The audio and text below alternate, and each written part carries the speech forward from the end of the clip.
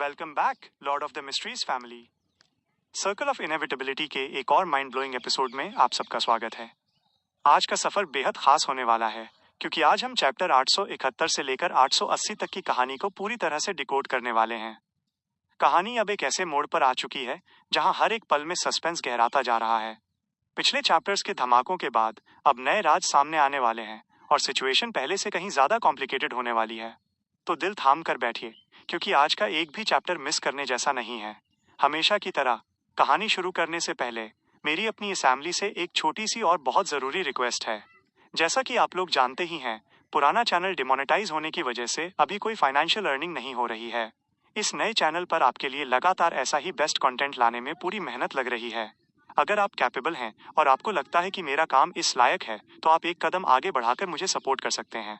मैंने अपना QR code और UPI ID वीडियो के डिस्क्रिप्शन में डाल दिया है। आपका एक छोटा सा कंट्रीब्यूशन भी इस चैनल को जिंदा रखने और आगे बढ़ाने में बहुत बड़ी मदद करेगा। बाकी जो लोग फाइनेंशियली सपोर्ट नहीं भी कर पा रहे हैं, आपका प्यार और सपोर्ट ही मेरे लिए सब कुछ है। बस वीडियो को लाइक कर दीजिए, अपने दोस्तों के साथ शेयर कीजिए और अगर नए हैं तो चैनल को सब्सक्राइब करना बिल्कुल मत भूलना। 871 the critical part. Primitive island के गहरे अंदर हर तरफ फैली सफेद मिस्ट के बीच पर्ल के ट्विस्टेड चेहरे ने ब्लैक एम्परर मौसोलियम के दरवाजों को खुलते हुए देखा। एक विशाल फिगर जो ब्लैक आर्मर और एक शानदार क्लॉक पहने हुए था, बड़ी मैजेस्टी के साथ बाहर निकला और पर्ल और उस फिगर के बीच सफेद मिस्ट का एक बहाव बहने लगा। Rosell Gustav. पर्ल का चेहरा डर से तन गया, जिससे उसका शरीर बनाने वाली मिस्ट थोड़ा अंदर की तरफ कोलैप्स हो गई। रोसेल ने वॉर्टेक्स वीवर की तरफ एक नजर भी नहीं डाली। वो धीरे धीरे हवा में ऊपर उठने लगा और एक उठते हुए पहाड़ की तरह एक एब्स्ट्रैक्ट और एथीरियल अजीब दुनिया के किनारे पर पहुंच गया। इस प्रोसेस के दौरान आसमान धुंधला हो गया और बचे हुए बादल इस तरह मुड़ने लगे जैसे कोई चीज जिंदा होने लगी हो। रोसेल ने दूर देखा, अपने हाथ उठाए और एक भारी आवाज में प्रोक्लेम किया, इंटिस के लोगों, तुम्हारा सम्राट वापस आ गया है। अचानक ऊपर के बादलों को एक इनविजिबल फोर्स ने एक साथ धकेल दिया, जो नीचे की तरफ घूमते हुए एक और भयानक वॉर्टेक्स बनाने लगे। इस वॉर्टेक्स का सेंटर रोसेल गुस्ताव था। इसी बीच पूरे इंटिस में जो लोग अभी भी रोसेल के बनाए गए ऑर्डर्स को फॉलो करते थे, उन्होंने वापस आने वाले सम्राट की आवाज सुनी। ज्यादातर लोग हैरान थे और हाल ही में हुई तेज रोशनी के धमाके के बाद अपने कानों पर शक कर रहे थे, जबकि कुछ लोग पीले पड़ गए क्योंकि उन्हें अपने शक पर यकीन नहीं हो रहा था। आसमान के पूर्वी छोर पर रोशनी की एक बीम चमक उठी जो इस तरह कांप रही थी जैसे वो इस विशाल दूरी को पार करके रोसेल के गले मिलने की कोशिश कर रही हो, जिससे कई तरह के डिस्टॉर्शन होने लगे। इस बीम के पीछे 3 और बीम दिखाई दी, जैसे उन्हें किसी इनविजिबल फोर्स ने धकेला हो, जिससे उन्हें समय से पहले आगे बढ़ने के लिए मजबूर होना पड़ा। दुनिया के अलग अलग हिस्सों में कुछ लोगों ने खुद को वापस अपने घर में पाया, जबकि वे अभी अभी बाहर निकले थे। दूसरों ने देखा कि उनके चमकते हुए कैथेड्रल्स अंधेरे और शांत हो गए, और कुछ लोग आदत के मुताबिक दूध पी रहे थे, लेकिन उन्होंने ध्यान नहीं दिया कि वे अपने नथुनों का इस्तेमाल कर रहे थे और उन्हें कोई नुकसान नहीं हो रहा था। लंबे समय से बंद पड़े कंपलसरी एजुकेशन के स्कूल अजीब तरह से चमक उठे, जैसे वे चुपचाप क्लासेस अटेंड करने वाले स्टूडेंट से भर गए हों। इनएविटेबिलिटी की वॉच में एक खामी ढूंढने के लिए अपने वॉर्म्स ऑफ टाइम का इस्तेमाल करते हुए पालिस को एक एक्सप्लॉइटेबल पॉइंट मिला, लेकिन जो वॉर्म्स ऑफ टाइम उसने भेजे थे, उन्होंने उसके कमांड्स को मानने से मना कर दिया। मैडम मैजिशियन, जो मैडम हर्मिट और मिस जस्टिस के साथ फिर से घूम रही थीं, ने खुद को टारगेट लोकेशन से दूर पाया। समंदर के बजाय उनके सामने मैडम जजमेंट और उनका हाथ पकड़े छोटा लड़का विल ऑसेप्टिन दिखाई दिए। सफेद मिस्ट के अंदर रोशनी के डॉट्स पर कोई खास असर नहीं पड़ा, वे बस थोड़े धुंधले हुए। वॉर्टेक्स वीवर, पर्ल, पहले चौंकी, फिर उसके चेहरे पर खुशी के एक्सप्रेशंस आ गए। उसने उम्मीद नहीं की थी कि रोसेल सेरेमनी खत्म होने से पहले ही आगे बढ़ जाएगा और ब्लैक एम्परर के डिवाइन थ्रोन को वापस पाने के लिए खुद को जबरदस्ती रिवाइव कर लेगा। ऐसा रिजल्ट उसके सबसे बड़े सपनों से भी परे था और उसने कभी हेलोइस, जो कि फेट की अटेंडेंट है, कि इसे बुनने के बारे में सोचा भी नहीं था। ये यकीनन उसके लिए और उस महान एंटिटी के लिए एक अच्छी बात थी जिसकी वो पूजा करती थी, यानी अनसर्टन मिस्ट। इस बार रिवॉर्ड्स बहुत बड़े होंगे। पर्ल के दिमाग में ये थॉट आया ही था कि रिचुअल के जरिए वो जिस अनसर्टन मिस्ट से जुड़ी थी, उसने एक इमोशन भेजा जिससे उनका कनेक्शन और मजबूत हो गया और घूमती हुई मिस्ट और घनी हो गई। पर्ल ने तेजी से अपनी नजर ट्रायर के विला की तरफ घुमाई, उस ट्विस्टेड ब्लड शैडो की तरफ जो सेक्रेड ग्लो और सफेद मिस्ट से बाहर निकल रही थी। एक बहती हुई आवाज में उसने कहा, रोज स्कूल ऑफ थॉट के इंटेलिजेंस फैक्शन के लिए पेमेंट ब्यूटी गॉडेस का शैडो है, जो मून पाथवे के सीक्वेंस, एक बियॉन्डर कैरेक्टरिस्टिक से निकला एक सील्ड आर्टिफैक्ट है। इसके लिए कीमत चुकाने को तैयार रहने वाली नाइट स्टॉकर्स की मैडम हार्ट है। जैसे ही पर्ल के वर्ड्स ऑफ ऑर्डर गूंजे, रोशनी का एक और डॉट तेजी से फैल गया। इस रोशनी के डॉट ने एक सीक्रेट चैम्बर को रिवील किया, जहां सेंटर में एक धुंधली फीमेल स्टैचू खड़ी थी, जिसकी दीवारें बर्ड क्लॉ जैसे हाथों पैरों वाले बच्चों के आकारों से ढकी थी और फर्श पर बिना किसी एक्सप्रेशन वाले इंसानों का ढेर लगा था। उसी मोमेंट पर स्टैचू के सामने एक फिगर खड़ी थी। उसका पेट फूला हुआ था, चेहरा भरा हुआ और सुंदर था। पन्ने जैसी आंखें जेम्स की तरह चमक रही थीं और भूरे बाल करीने से बंधे हुए थे। वो एक सिंपल और ढीला सफेद रोब पहने हुए थी, एक प्रेग्नेंट महिला, वो लेडी जो एक डेटी को पाल रही थी। ट्रायर के विला से निकलने वाली ट्विस्टेड ब्लड शैडो ने सफेद मिस्ट का इस्तेमाल करते हुए उसके सामने वाले रोशनी के डॉट को चीर दिया और पर्ल के पास दिखाई दी। फिर वो उस रोशनी के डॉट की तरफ बढ़ गई जहां मैडम हार्ट थीं। वो रोसेल के रिसरेक्शन से इन्फ्लुएंस और ट्विस्ट होकर धीरे धीरे चल रही थी। मैडम, आप शुरू कर सकती हैं। पर्ल ब्यूटी गॉडेस के शैडो की सिचुएशन को बदल नहीं सकती थी और केवल नाइट स्टॉकर्स की मैडम हार्ट से एडवांस में कीमत देने के लिए कह सकती थी। हार्ट ने धीरे से सिर हिलाया, चैम्बर में स्टैच्यू की तरफ मुड़ी और एक धीमी, अस्पष्ट आवाज में मंत्र पढ़ने लगी। जैसे ही मंत्र खत्म होने के करीब आया, दीवारों पर बच्चों के आकार इल्यूजरी हो गए और वे रोशनी की बीम्स में बदल गए जो स्टैच्यू के पेट में एंटर कर गईं। फर्श पर मौजूद हैरान इंसान एक एक करके फटने लगे और खून मांस के रूप में ग्रेट मदर के पास वापस जाने लगे। फीमेल स्टैच्यू पर धीरे धीरे एक क्रिम्सन ग्लो आ गया और वो एक ह्यूमनॉइड क्रिम्सन मून में बदल गई। मैडम हार्ट फिर मुड़ी और उन्होंने हवा में सम्राट रोसेल की तरफ एक पालने जैसा मोशन किया। उन्होंने प्राचीन जोटुन भाषा में पुकारा, वापस आओ माँ के बच्चे। रोसेल के शरीर से खून जैसा लाल मूनलाइट निकलने लगा जो उसे छोड़कर उस रोशनी के डॉट की तरफ बढ़ने लगा जहां फीमेल डेटी की स्टैच्यू खड़ी थी। ये वे पॉल्यूटेंट्स थे जिन्होंने रोसेल को गॉडहुड और मौत की तलाश करने के लिए मजबूर किया था, लेकिन वे उसे खुद से आजाद करने में फेल रहे थे। अब वे सब बाहर खींच लिए गए थे, जो अब रोसेल को इफेक्ट नहीं कर रहे थे और न ही उसे करप्ट करने की कोशिश कर रहे थे। रोसेल की सदियों पुरानी प्रॉब्लम इस तरह आसानी से सॉल्व हो गई थी, लेकिन उसकी करंट स्टेट को ग्रेट मदर के करप्शन को बैलेंस करने के लिए अनसर्टेन मिस्ट के करप्शन की जरूरत थी। किसी भी एक को हटाने से ये बैलेंस टूट जाता। आंख झपकते ही रोसेल सफेद मिस्ट से भर गया, जिसने 2 पॉइंट्स के बीच बीतने की स्पीड और दूरी को ट्विस्ट कर दिया और सम्राट को पूरी तरह से करप्ट करने के लिए धीरे धीरे उसे इरोड करने लगा। ब्लैक एम्परर मौसोलियम के अंदर बर्नाडेट ने यह देखा और वो मौसोलियम के बाहर की तरह शांत नहीं रह सकी। उसने बेचैनी से चिल्लाकर कहा, एडम, तुम्हारा प्रॉमिस कहाँ है? रोसेल अपनी स्टेट के इस बदलाव से अनअफेक्टेड रहा, जैसे ये उसकी उम्मीदों के मुताबिक ही हो। वो अपने हाथ फैलाए रहा, ब्लैक एम्परर की यूनिकनेस और 3 सीक्वेंस 1 बियॉन्डर कैरेक्टरिस्टिक्स के वापस आने का इंतजार करता रहा। ये ऐसी ट्रेड्स थीं जो ब्लैक एम्परर के ट्रू डेटी के लिए यूनिक थीं। एक बार रिवाइव होने के बाद, चाहे यूनिकनेस और 3 सीक्वेंस 1 बियॉन्डर कैरेक्टरिस्टिक्स किसी के भी पास हों, वे जबरदस्ती वापस आ जाते और बिना किसी एक्स्ट्रा रिचुअल्स या पोशंस के उसमें मर्ज हो जाते।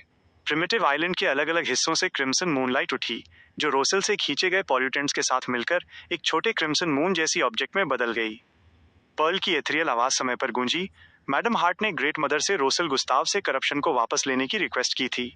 इस करप्शन को ब्यूटी गॉडेस के शैडो के बदले एक्सचेंज किया जाएगा और रोज स्कूल ऑफ थॉट के इंडल्जेंस फैक्शन को दिया जाएगा। मैडम हार्ट ने उस छोटे क्रिम्सन मून को पकड़ लिया, जो माँ की गोद में वापस जाने की कोशिश कर रहा था, और उसे अपने रोशनी के डॉट से बाहर धकेल दिया। वो छोटा क्रिम्सन मून पर्ल द्वारा बनाई गई सफेद मिस्ट में एंटर कर गया और धीरे धीरे एक और रोशनी के डॉट की तरफ उड़ने लगा। ये वो रोशनी का डॉट नहीं था जिससे ब्यूटी गॉडेस का शैडो निकला था, बल्कि इसे एक अजीब विशाल पेड़ द्वारा गार्ड किया जा रहा था जिसके ऊपर एक धुंधली फिगर लटकी हुई थी। वॉटेक्स वीवर पर्ल ने अपने एक्साइटमेंट को दबाया और एक बार फिर समंदर में सील को तोड़ते हुए स्कूल ऑफ डिलीशियसनेस के टॉपसी के सीन को ध्यान से देखा। अगले ही सेकंड पतले ग्रे फॉग की लपटें सीबिट से निकलने लगीं, जो हाइड्रा जैसे टॉपसी के साथ कोऑपरेट कर रही थीं। Dot dot dot ट्रायर botanical garden. Space के पार सम्राट की वापसी की आवाज सुनकर फ्रैंका की झील जैसी नीली आंखें हैरानी और कंफ्यूजन से बड़ी हो गईं, जिसमें एक बेकाबू खुशी की झलक थी। उसी समय उसके स्पिरिचुअल इंट्यूशन ने उसे बताया कि यहाँ का ऑर्डर डिस्टॉर्ट हो गया था, जिसमें सर्कल इनहैबिटेंट का इफेक्ट भी शामिल था। और जहां भी डिस्टॉर्शन था, इसका मतलब था कि वे सर्कल इनहैबिटेंट इफेक्ट को ट्रिगर किए बिना बच सकते थे। डिस्टॉर्शन कहाँ है? फ्रैंका के दिमाग में यह थॉट आया ही था कि उसने जेना को एक मिरर निकालते और तेजी से मैजिक मिरर डिविनेशन करते हुए देखा। जेना को भी ऐसा ही इंट्यूशन हुआ था। इसी बीच दोनों हिग्डॉन्स ने अजीब सराउंडिंग्स को इग्नोर करते हुए ल्यूमियन पर पागलों की तरह हमला कर दिया, जो सोर्ड ऑफ करेज को थामे हुए था और दोनों डेमोनेसिस पर फोकस नहीं कर पा रहा था। इसी तरह वॉइसन सैनसन के सामने केवल लुडविग खड़ा था, जो अभी भी छोटे पैरों और छोटे कद का था और उस तक पहुंचने या इंटरफियर करने में असमर्थ था। सर्कल इनहैबिटेंट ने एक क्विक डिसीजन लिया, अपने टेम्पल को दबाया, जिससे इकट्ठा हुई अजीब रोशनी उसके सिर को चीरती हुई निकल गई। एक ऐसे असहनीय दर्द में जो एक एसिटिक के लिए भी सहना नामुमकिन था, वो तुरंत मौत के करीब पहुंच गया। सर्कल इनहैबिटेंट इफेक्ट एक बार फिर ट्रिगर हो गया। ल्यूमियन और एंथनी के थॉट्स धुंधले हो गए और उन्होंने सोर्ड ऑफ करेज और ब्लैक टियर फोरहेड एक्सेसरी को बाहर निकालने से पहले खुद को वापस सही सलामत केबिन में पाया। फ्रैंका और जेना समय पर अपना मैजिक मिरर डिविनेशन पूरा नहीं कर सकी। ल्यूमियन ने instinctively black tear forehead accessory को बाहर निकाला, इसे फ्रैंका की तरफ फेंकने के इरादे से, लेकिन जैसे ही उसने इसे पकड़ा, उसे मिरर वर्ल्ड का एहसास हुआ, खासकर उस स्पेशल वाले का, और उसे मोरोरा से 001 का समन्स महसूस हुआ। क्या इस तरह से सेंस करना पॉसिबल है? पहले तो ऐसा नहीं था। क्या पहले की एनोमली ने यहाँ के ऑर्डर और सर्कल इनहैबिटेंट इफेक्ट को डिस्टॉर्ट कर दिया था, जिससे ये बदलाव आया? इसका मतलब है कि वे सर्कल इनहैबिटेंट को ट्रिगर किए बिना मिरर वर्ल्ड के जरिए बच सकते थे। ल्यूमियन ने तुरंत जज किया। उसने इससे पहले एक्ट किया कि वॉइसन सैनसन फिर से सुसाइड कर पाता और इनेविटेबल एंड को वापस ला पाता। उसने फ्रैंका और दूसरों की तरफ चिल्लाकर कहा, मुझे पकड़ो। समय बहुत कम था, वो एक्सप्लेन नहीं कर सकता था और उम्मीद कर रहा था कि उसके टीममेट्स उस पर भरोसा करेंगे। अपने डाउट्स के बावजूद फ्रैंका और दूसरों ने, जिसमें लुडविग भी शामिल था, ल्यूमियन के शरीर को फिर से पकड़ लिया। अगले ही सेकंड ल्यूमियन ने ब्लैक टियर फोरहेड एक्सेसरी और केबिन की खिड़की का इस्तेमाल करके वॉइड डार्क मिरर वर्ल्ड में एंटर किया और आगे बढ़ने के लिए रैंडमली एक टनल को चुना। जैसा कि एक्सपेक्टेड था, उन्होंने इस बार सर्कल इनहैबिटेंट इफेक्ट को ट्रिगर नहीं किया। जैसे ही लुगानो के दिल में खुशी की लहर दौड़ी, सब कुछ एक अजीब तरीके से धुंधला हो गया और उन्होंने खुद को एक ऑलमोस्ट पूरी तरह से अंधेरी दुनिया में पाया, जहां उनका सामना रिसरेक्शन आइलैंड के हैरिसन से हुआ। हैरिसन के चारों तरफ 4 जलती हुई मोमबत्तियां और स्टेपल फूड के 4 सर्विंग्स थे, जिनमें 2 ब्रेड, फेनापॉटर नूडल्स और चावल शामिल थे, जो सभी फफूंद लगे हुए थे। हैरिसन ने एक हल्की स्माइल के साथ ल्यूमियन की तरफ देखा।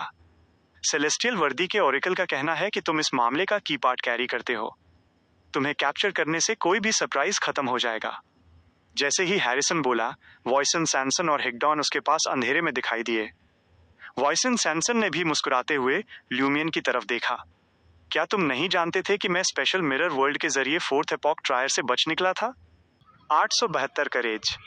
ल्यूमियन ने हैरिसन, वॉइसन सैनसन और दूसरों के साथ उलझने में समय बर्बाद नहीं किया। इससे ये कंफर्म हो गया कि मिरर लोग प्रोजेक्ट वॉर्टेक्स में गहराई से इन्वॉल्व थे और ये वाकई में स्पेशल मिरर वर्ल्ड था, हालांकि इसकी स्पेसिफिक लेयर अननोन थी। ल्यूमियन ने तुरंत अपने दाहिने कंधे पर मौजूद ब्लैक मार्क को एक्टिवेट कर दिया। उसे वॉइसन सैनसन द्वारा अपनी सर्कल इनहैबिटेंट एबिलिटी का इस्तेमाल करने से पहले फ्रैंका और दूसरों को इस एरिया से दूर ले जाने की जरूरत थी। इस बार उसका डेस्टिनेशन मोरोरा था, द सिटी ऑफ एक्साइल्स। चूंकि वे पहले ही स्पेशल मिरर वर्ल्ड में एंटर कर चुके थे और सबसे खराब सिचुएशन हो चुकी थी, इसलिए अब पीछे हटने की कोई जरूरत नहीं थी। वे यहाँ के छिपे हुए खतरों का सामना करने और मोरोरा पहुंचने की कोशिश कर सकते थे। अगर वे रिस्क नहीं लेते तो 2 डेमिगॉड्स वॉइसन सैनसन और हिगडॉन प्लस हैरिसन की अजीब और स्पेशल एबिलिटीज के सामने ल्यूमियन को शक था कि उनके बचने का कोई चांस था। उन सभी का मरना केवल कुछ समय की बात थी। इससे बेहतर था कि एक दांव खेला जाए और देखा जाए कि क्या वे स्पेशल मिरर वर्ल्ड के खतरों को पार करके मोरोरा पहुंच सकते हैं। मोरोरा में ल्यूमियन 001 का प्रॉक्सी था। वो काफी बड़ी पावर उधार ले सकता था, जो एक सीक्वेंस 4 डेमिगॉड का सामना करने के लिए काफी थी। अगर जरूरत पड़ती तो वो कुछ समय के लिए सीक्वेंस 3 की स्ट्रेंथ का भी इस्तेमाल कर सकता था। फ्रैंका, जेना और दूसरों के कोऑपरेशन और मोरोरा के आर्क बिशप और लाखों रेसिडेंट्स की मदद से वे वॉइसन सैनसन और हिगडॉन को पीछे धकेल सकते थे या उन्हें मार भी सकते थे। इससे भी ज्यादा इंपॉर्टेंट बात यह थी कि 001 सीक्वेंस 5 से ऊपर के डेमिगॉड्स के आने को रोकता था, जिससे उनके अंदर भयानक म्यूटेशंस होने का खतरा रहता था। पहले टारगेट यकीनन वे 2 सेंट्स ही होते। ल्यूमियन ने एब्सेस्ड हैंड से मिली अपनी स्पिरिट वर्ल्ड ट्रैवर्सल एबिलिटी का इस्तेमाल किया, जिसमें उसने 001 के साथ अपने स्पेशल कनेक्शन का फायदा उठाया। जेना, एंथनी और बाकी लोगों को पकड़े हुए जिन्होंने उसे नहीं छोड़ा था, वो उस जगह से गायब हो गया और स्पेशल मिरर वर्ल्ड के किसी गहरे हिस्से में ट्रांसपोर्ट हो गया। अचानक उसे महसूस हुआ कि ये दुनिया उसे रिजेक्ट कर रही है, जैसे आगे कोई इनविजिबल बैरियर आ गया हो। उसे जबरदस्ती स्पिरिट वर्ल्ड ट्रैवर्सल स्टेट से बाहर कर दिया गया और कई फिगर्स एक साथ एक उदास अंधेरे टाउन के खंडहर में दिखाई दी। मोरोरा का रास्ता ब्लॉक था। ऐसा लगता था कि मिरर लोगों के अंदर की हायर पावर्स ने ऐसा किया था। स्पेशल मिरर वर्ल्ड पे उनका कंट्रोल क्लियरली ब्लैक टियर से कहीं ज्यादा बेहतर था। ल्यूमियन ने एक मोमेंट के लिए सोचा, ये देखते हुए कि वॉइसन सैनसन और दूसरे अभी तक वहां नहीं पहुंचे थे। उसने तुरंत ब्लैक टियर फोरहेड एक्सेसरी को फ्रैंका की तरफ फेंका और शांति से बोला, तुम इन्हें मिरर्स के जरिए ले जाओ और लगातार लोकेशंस बदलते रहो। बाहर की दुनिया में बदलाव का इंतजार करो। वहां पहले से ही ऑर्डर का डिस्टॉर्शन हो चुका है, जल्द ही कुछ और अनोमलीज भी होंगी। जब ऐसा हो तो मिरर्स का इस्तेमाल करके सरफेस पर वापस ट्रायल जाने का मौका मत छोड़ना। तुम्हारा क्या? जेना के मुंह से अचानक निकल गया। ल्यूमियन थोड़ा हंसा। बेशक, मैं यहीं रुकूंगा और उनके साथ खेलूंगा। अगर मैं तुम्हारे साथ चलती हूँ तो वे यकीनन हमारा बिना रुके पीछा करेंगे, जिससे तुम्हें स्पेशल मिरर वर्ल्ड से एस्केप करने का कोई चांस नहीं मिलेगा। क्या इसका मतलब ये नहीं होगा कि कोई भी बैकअप नहीं ढूंढ पाएगा? जेना की आंखें लाल हो गईं और वो कुछ कहने ही वाली थी कि ल्यूमियन ने उसे कड़ाई से बीच पे टोकते हुए कहा, क्या तुम अपने भाई को भूल गई हो? जेना का मुंह थोड़ा खुला, लेकिन उसके मुंह से कोई शब्द नहीं निकला। ल्यूमियन ने सिर हिलाया और फिर से मुस्कुराया। तुम्हें मेरे लिए मैडम मैजिशियन और मैडम जजमेंट को ढूंढना होगा और उन्हें सही कोऑर्डिनेट्स देने होंगे। साथ ही तुम एक डेमीगॉड का ध्यान भटकाने के कैपेबल होनी चाहिए। उसने खुद को नहीं रोका। वो जेना, फ्रैंका और एंथनी को देखकर मुस्कुरा रहा था। अगर मैं मर जाऊं तो मेरा बदला लेना याद रखना। जेना की आंखों के सामने आंसू धुंधला गए। उसने अपने होंठ चबाए, मुश्किल से सिर हिलाया और अपने गले से एक शब्द निकाला, ठीक है। वो ल्यूमियन का बदला ठीक उसी तरह लेगी जैसे उसने अपनी माँ का लिया था। ल्यूमियन फ्रैंका की तरफ मुड़ा। उसका एक्सप्रेशन शांत था। बाकी सब तुम्हारे ऊपर है। फ्रैंका की आंखें चमक उठीं। उसकी आवाज भारी थी। ठीक है। ल्यूमियन ने डेविल्स विस्पर्स बोन रिंग को फिर से पहन लिया और फ्रैंका, जेना और दूसरों से बात करना जारी रखा। तुम लोग मेन टारगेट नहीं हो, सेकेंडरी भी नहीं हो। लोकेशंस बदलते समय अगर हिग्डॉन तुम्हें पकड़ लेता है तो लुडविग को रास्ते में कहीं छोड़ देना। उसे खुद छिपने देना, जिससे तुम्हें और समय मिल जाएगा। क्या तुम्हें कोई ऑब्जेक्शन है? उसने लुडविग से पूछा। लुडविग ने अपना सिर हिलाया। उसे लगा कि ये कुछ ऐसा था जिसकी उसने उम्मीद की थी। उसने एक रिक्वेस्ट की, क्या तुम मुझे और खाना दे सकते हो? अपने शरीर को नीले बैंगनी सल्फर फ्लेम से जलते हुए ल्यूमियन ने कुछ चॉकलेट और कुकीज उसकी तरफ फेंकी। फिर एंथनी से कहा, अगर हिग्डॉन पीछा करना जारी रखता है तो तुम ग्रुप से अलग हो सकते हो। एंथनी को मना करने वाले मूड में देखकर ल्यूमियन मुस्कुराया। हमारा बदला लेने के लिए किसी को तो जिंदा रहना होगा। जो जिंदा रहता है वो सबसे ज्यादा सफर करता है। मुझे यकीन है कि तुम ये समझते हो। एंथनी ने खुद पर एक प्लेकेट स्पेल कास्ट किया। ठीक है। ल्यूमियन ने और कुछ नहीं कहा और उन्हें जल्दबाजी करने को कहा, जल्दी जाओ। फ्रैंका ने ब्लैक टीयर वापस ल्यूमियन की तरफ फेंक दिया। अगर हम सिर्फ मिरर्स के जरिए लोकेशंस बदल रहे हैं तो आइस टैलिस्मैन काफी है। Black tear special mirror world की पावर का फायदा उठा सकता है और तुम्हें ज्यादा समय तक टिके रहने में मदद करेगा। डेमोनस ऑफ एफ्लिक्शन की आवाज भारी हो गई। उसे महसूस हो रहा था कि उसका पोषण तेजी से डाइजेस्ट हो रहा था। ल्यूमियन ने मना नहीं किया और जल्दी से ब्लैक टीयर को अपनी बाईं कलाई पर लपेट लिया। फ्रैंका ने तुरंत ट्रैवलर्स बैग से आइस क्रिस्टल जैसा अमुलेट बाहर निकाला। बिना किसी हेसिटेशन के उसने अपने दांत भींचे। मुझे पकड़ कर रखो। जेना ने पानी से भरी आंखों से ल्यूमियन की तरफ देखा और फ्रैंका का हाथ पकड़ लिया। लुगानो भी उत्सुकता से फ्रैंका के पीछे आ गया। बर्फ जैसी रोशनी की एक चमक के साथ वे गायब हो गए और पीछे एक गिरता हुआ मिरर छोड़ गए। ल्यूमियन ने अपनी नजर सामने से आती हुई 3 फिगर्स की तरफ घुमाई। दुश्मन करीब आ रहे थे। अपनी बाईं कलाई पर ब्लैक टीयर और अपने दाहिने हाथ पर डेविल्स विस्पर्स के साथ वॉइसन सैनसन, हिग्डॉन और हैरिसन की तरफ देखते हुए ल्यूमियन ने ट्रैवलर्स बैग से सोर्ड ऑफ करेज निकाली। उसके ऊपर मौजूद नीली बैंगनी सल्फर फ्लेम्स तुरंत हरे रंग की झलक के साथ एकदम सफेद हो गईं। उसकी पीठ थोड़ी झुक गई। उसकी आंखों का रंग गहरा हो गया और उसने सुनहरे बालों वाले वॉसिन सैनसन पर अपनी नजरें टिका दी। उसके चेहरे पर एक क्लियर स्माइल थी। उसने अपने गले से आवाज निकाली, एक्चुअली मैं बहुत समय से तुम्हारा इंतजार कर रहा था। ... मैडम मैजिशियन, जो डिस्टॉर्शन इफेक्ट के कारण अनएक्सपेक्टेड रूप से मैडम जजमेंट और विल ऑसेप्टन से दोबारा मिल गई थी, ने सीधे उस छोटे लड़के से पूछा, क्या तुम हमें उस मीडियम की तरफ ले जा सकते हो जिससे इनएविटेबिलिटी की पावर रिस रही है? गोल चेहरे वाले और बच्चों के सूट पहने हुए विल ऑसेप्टन ने एक परेशान एक्सप्रेशन दिखाया। करंट सिचुएशन को देखते हुए जो कोई भी प्रोजेक्ट वॉर्टेक्स में इन्वॉल्व नहीं है वो इनएविटेबिलिटी की पावर से इन्फ्लुएंस हो जाएगा, जिससे उसका फेल होना तय है। अगर मैं उस पासे का इस्तेमाल करता हूँ तो मैं शायद टारगेट ढूंढने में तुम्हारी मदद कर पाऊँ, लेकिन ये मेरी सारी इकट्ठा की हुई लक को ख़त्म कर देगा। जब मैं घर जाऊँगा तो मैं यूरोबोरस को मेरा इंतज़ार करते हुए पा सकता हूँ। क्या तुम्हारे पास कोई स्पेशल आइटम्स हैं जो मेरी लक को बचा सकें या पासे को रिप्लेस कर सकें? मुझे लगता है कि तुम्हारे पास होने चाहिए। फेट के आर्केंजल को होने चाहिए कहते हुए सुनकर मैजिशियन, जस्टिस और हर्मिट अपने पास मौजूद सामान को चेक करने लगी। हर्मिट मिस जस्टिस के मेंटल कम्युनिकेशन के जरिए विल के शब्दों को समझ रही थीं। अचानक मैडम हर्मिट को कुछ याद आया और उन्होंने कहीं से एक आयरन सिगार केस निकाला। ये मुझे क्वीन मिस्टिक ने दिया था। उन्होंने कहा था कि उन्होंने फोर्सी किया था कि ये आइटम फ्यूचर में एक क्रिटिकल हेल्प प्रोवाइड करेगा।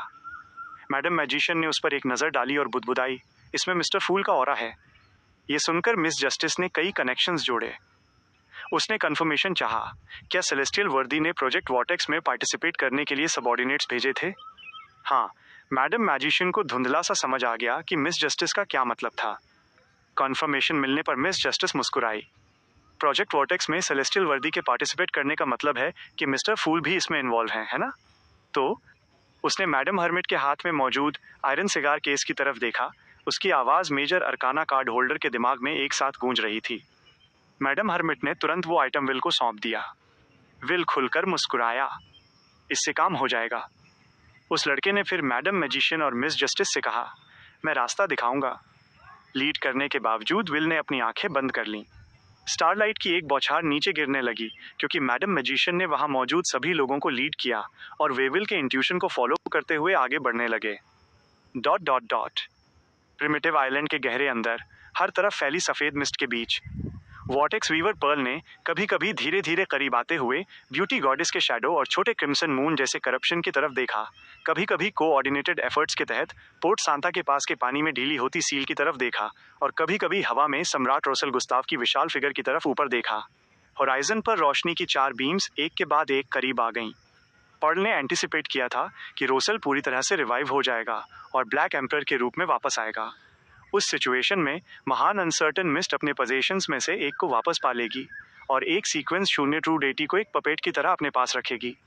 पर्ल के ओरिजिनल प्लान के मुताबिक वॉर्टेक्स रिचुअल के खत्म होने और नाइट स्टॉकर्स और रोज स्कूल ऑफ थॉट के बीच ट्रांजैक्शन पूरा होने से महान अनसर्टन मिस्ट रोसल गुस्ताव को पूरी तरह से करप्ट कर पाती। केवल तभी मरे हुए ब्लैक एम्परर को रिवाइव होने के लिए मजबूर किया जा सकता था। उस समय सभी ट्रांजैक्शंस खत्म होने और किसी दूसरी फोर्स द्वारा असिस्टेंस न मिलने के कारण ब्लैक एम्परर के रिसरेक्शन को कई रुकावटों का सामना करना पड़ता, जिसके लिए एक और वॉर्टेक्स की जरूरत होती। लेकिन अब रोसल गुस्ताव खुद ब्लैक ए आधा माइंड ट्री आर के मौसोलियम से बाहर निकल आया था। उसने वॉर्टेक्स रिचुअल के खत्म होने से पहले ही रिवाइव होने का फैसला किया था। हवा में पहली बीम आखिरकार रोसल पर आ गिरी, जो उस अजीब और एब्स्ट्रैक्ट दुनिया में था, और उसके बाद बाकी 3 भी आ गईं। एक अनडिस्क्राइबेबल रोशनी अचानक फूट पड़ी। 873 द प्रीडेस्टिन्ड बैटल।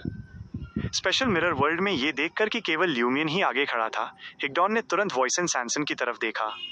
वॉइसन सैनसन ने एक अंगूठी उतारी जो कांच की बनी हुई लग रही थी और उसे ऑर्डर ऑफ ऑल एक्सटिंक्शन के डेमिगॉड की तरफ फेंक दिया। एक तरफ खड़े हैरिसन ने कुछ अजीब इंटिशन भाषा में कहा, ये दुनिया तुम्हें गाइड करेगी। इस मोमेंट पर ल्यूमियन, जो जलती हुई सफ़ेद नीली फ्लेम से घिरा हुआ था, हाथ में सोर्ड ऑफ करेज लेकर आगे बढ़ा। कांच जैसी अंगूठी को पकड़ने के बाद हिग्डॉन ने तुरंत उसे एक्टिवेट कर दिया। इस लगभग पूरी तरह से अंधेरे टाउन के खंडहर में, जो ऐसा लग रहा था मानो ऊपर से किसी चीज से ढका हो, कई मिरर जैसी ऑब्जेक्ट्स अचानक चमक उठी। हिग्डॉन की फिगर तब एक ट्रांसपेरेंट रोशनी से घिर गई और उसे एक मिरर के अंदर फेंक दिया गया, जिससे वो लुडविग और दूसरों का पीछा करने लगा। ल्यूमियन ने अभी कुछ ही कदम बढ़ाए थे कि वो अचानक उस जगह से गायब हो गया। वॉइसन सैनसन के पीछे जलती हुई सफ़ेद नीली फ्लेम की एक बॉल तेज़ी से दिखाई दी, जो बहुत तेज़ी से फैल रही थी और एक विशाल जलती हुई तलवार थामे हुए एक बर्निंग फिगर का रूप ले रही थी। सर्कल इनहैबिटेंट हैरान नहीं था। एक सेमी ट्रांसपेरेंट फिगर जो उसी की तरह लग रही थी, लेकिन ज़्यादा ठंडी और इंडिफरेंट थी, उसके पीछे से निकली। ये वॉइसन सैनसन की नई कॉन्ट्रैक्ट एबिलिटी थी, डेथ समन। वो जलती हुई सफ़ेद नीली फिगर तेज़ी से धुंधली हो गई जैसे ही वो सेमी ट्रांसपेरेंट ऊपरी शरीर पास आया, जिसने एक एक करके फ्लेम्स को बुझा दिया। हालांकि ल्यूमियन खुद इस फिगर के अंदर नहीं था। वॉइसन सैनसन के पैरों के पास फ्लेम्स से बनने वाली परछाइयाँ अजीब तरह से जिंदा हो गईं, जो एक चिपचिपे काले लिक्विड में बदल गईं, जो इंसानी दिल की सबसे डार्क डिज़ायर्स और इमोशन से कंडेंस होती हुई लग रही थी और ऊपर की तरफ बढ़ने लगी। इसने पहले वॉइसन सैनसन के पैरों को चारों तरफ से लपेटा, फिर तेज़ी से उसके टॉर्सो तक फैल गया। Desire incarnation. ल्यूमियन का पीछे से किया गया पिछला हमला वॉइसन सैनसन के लिए सिर्फ एक डिस्ट्रैक्शन था। असली killing move devil's whispers bone ring से निकला डिज़ायर इनकॉर्नेशन था। इसने उसके अंदर के कई कैओटिक करप्शंस और सील्स को लड़ाई में एक इम्पॉर्टेंट रोल निभाने की परमिशन दी। इसलिए जब उसने वॉइसन सैनसन के पीछे टेलीपोर्ट किया, तो उसने अपनी बनाई हुई फ्लेमिंग फिगर को एक कवर की तरह इस्तेमाल किया, खुद को एक शैडो क्रिएचर में बदल लिया और टारगेट के पैरों के नीचे की परछाइयों में फिसल गया, जिससे उसने हिसोका की डेविल्स विस्पर्स बोन रिंग को एक्टिवेट कर दिया। जहां तक वहां मौजूद दूसरे दुश्मन का सवाल था, साहसी ल्यूमियन ने उस पर कोई ध्यान नहीं दिया। सोर्ड ऑफ करेज निकालने से पहले उसने पहले ही अपनी बैटल स्ट्रैटेजी प्लान कर ली थी। लुडविक के साथ फ्रैंका और दूसरों को हिगडॉन का ध्यान भटकाने में कैपेबल होना चाहिए। ल्यूमियन को केवल वॉयसन, सैनसन और हैरिसन से निपटना था। हालांकि हैरिसन एक डेमिगॉड नहीं था और उसमें गॉडहुड की कमी थी, लेकिन उसकी एबिलिटीज अजीब और वैरिड थी, जिससे उसे जल्दी से मारना उतना ही मुश्किल था जितना कि वॉयसन सैनसन को गंभीर रूप से घायल करना।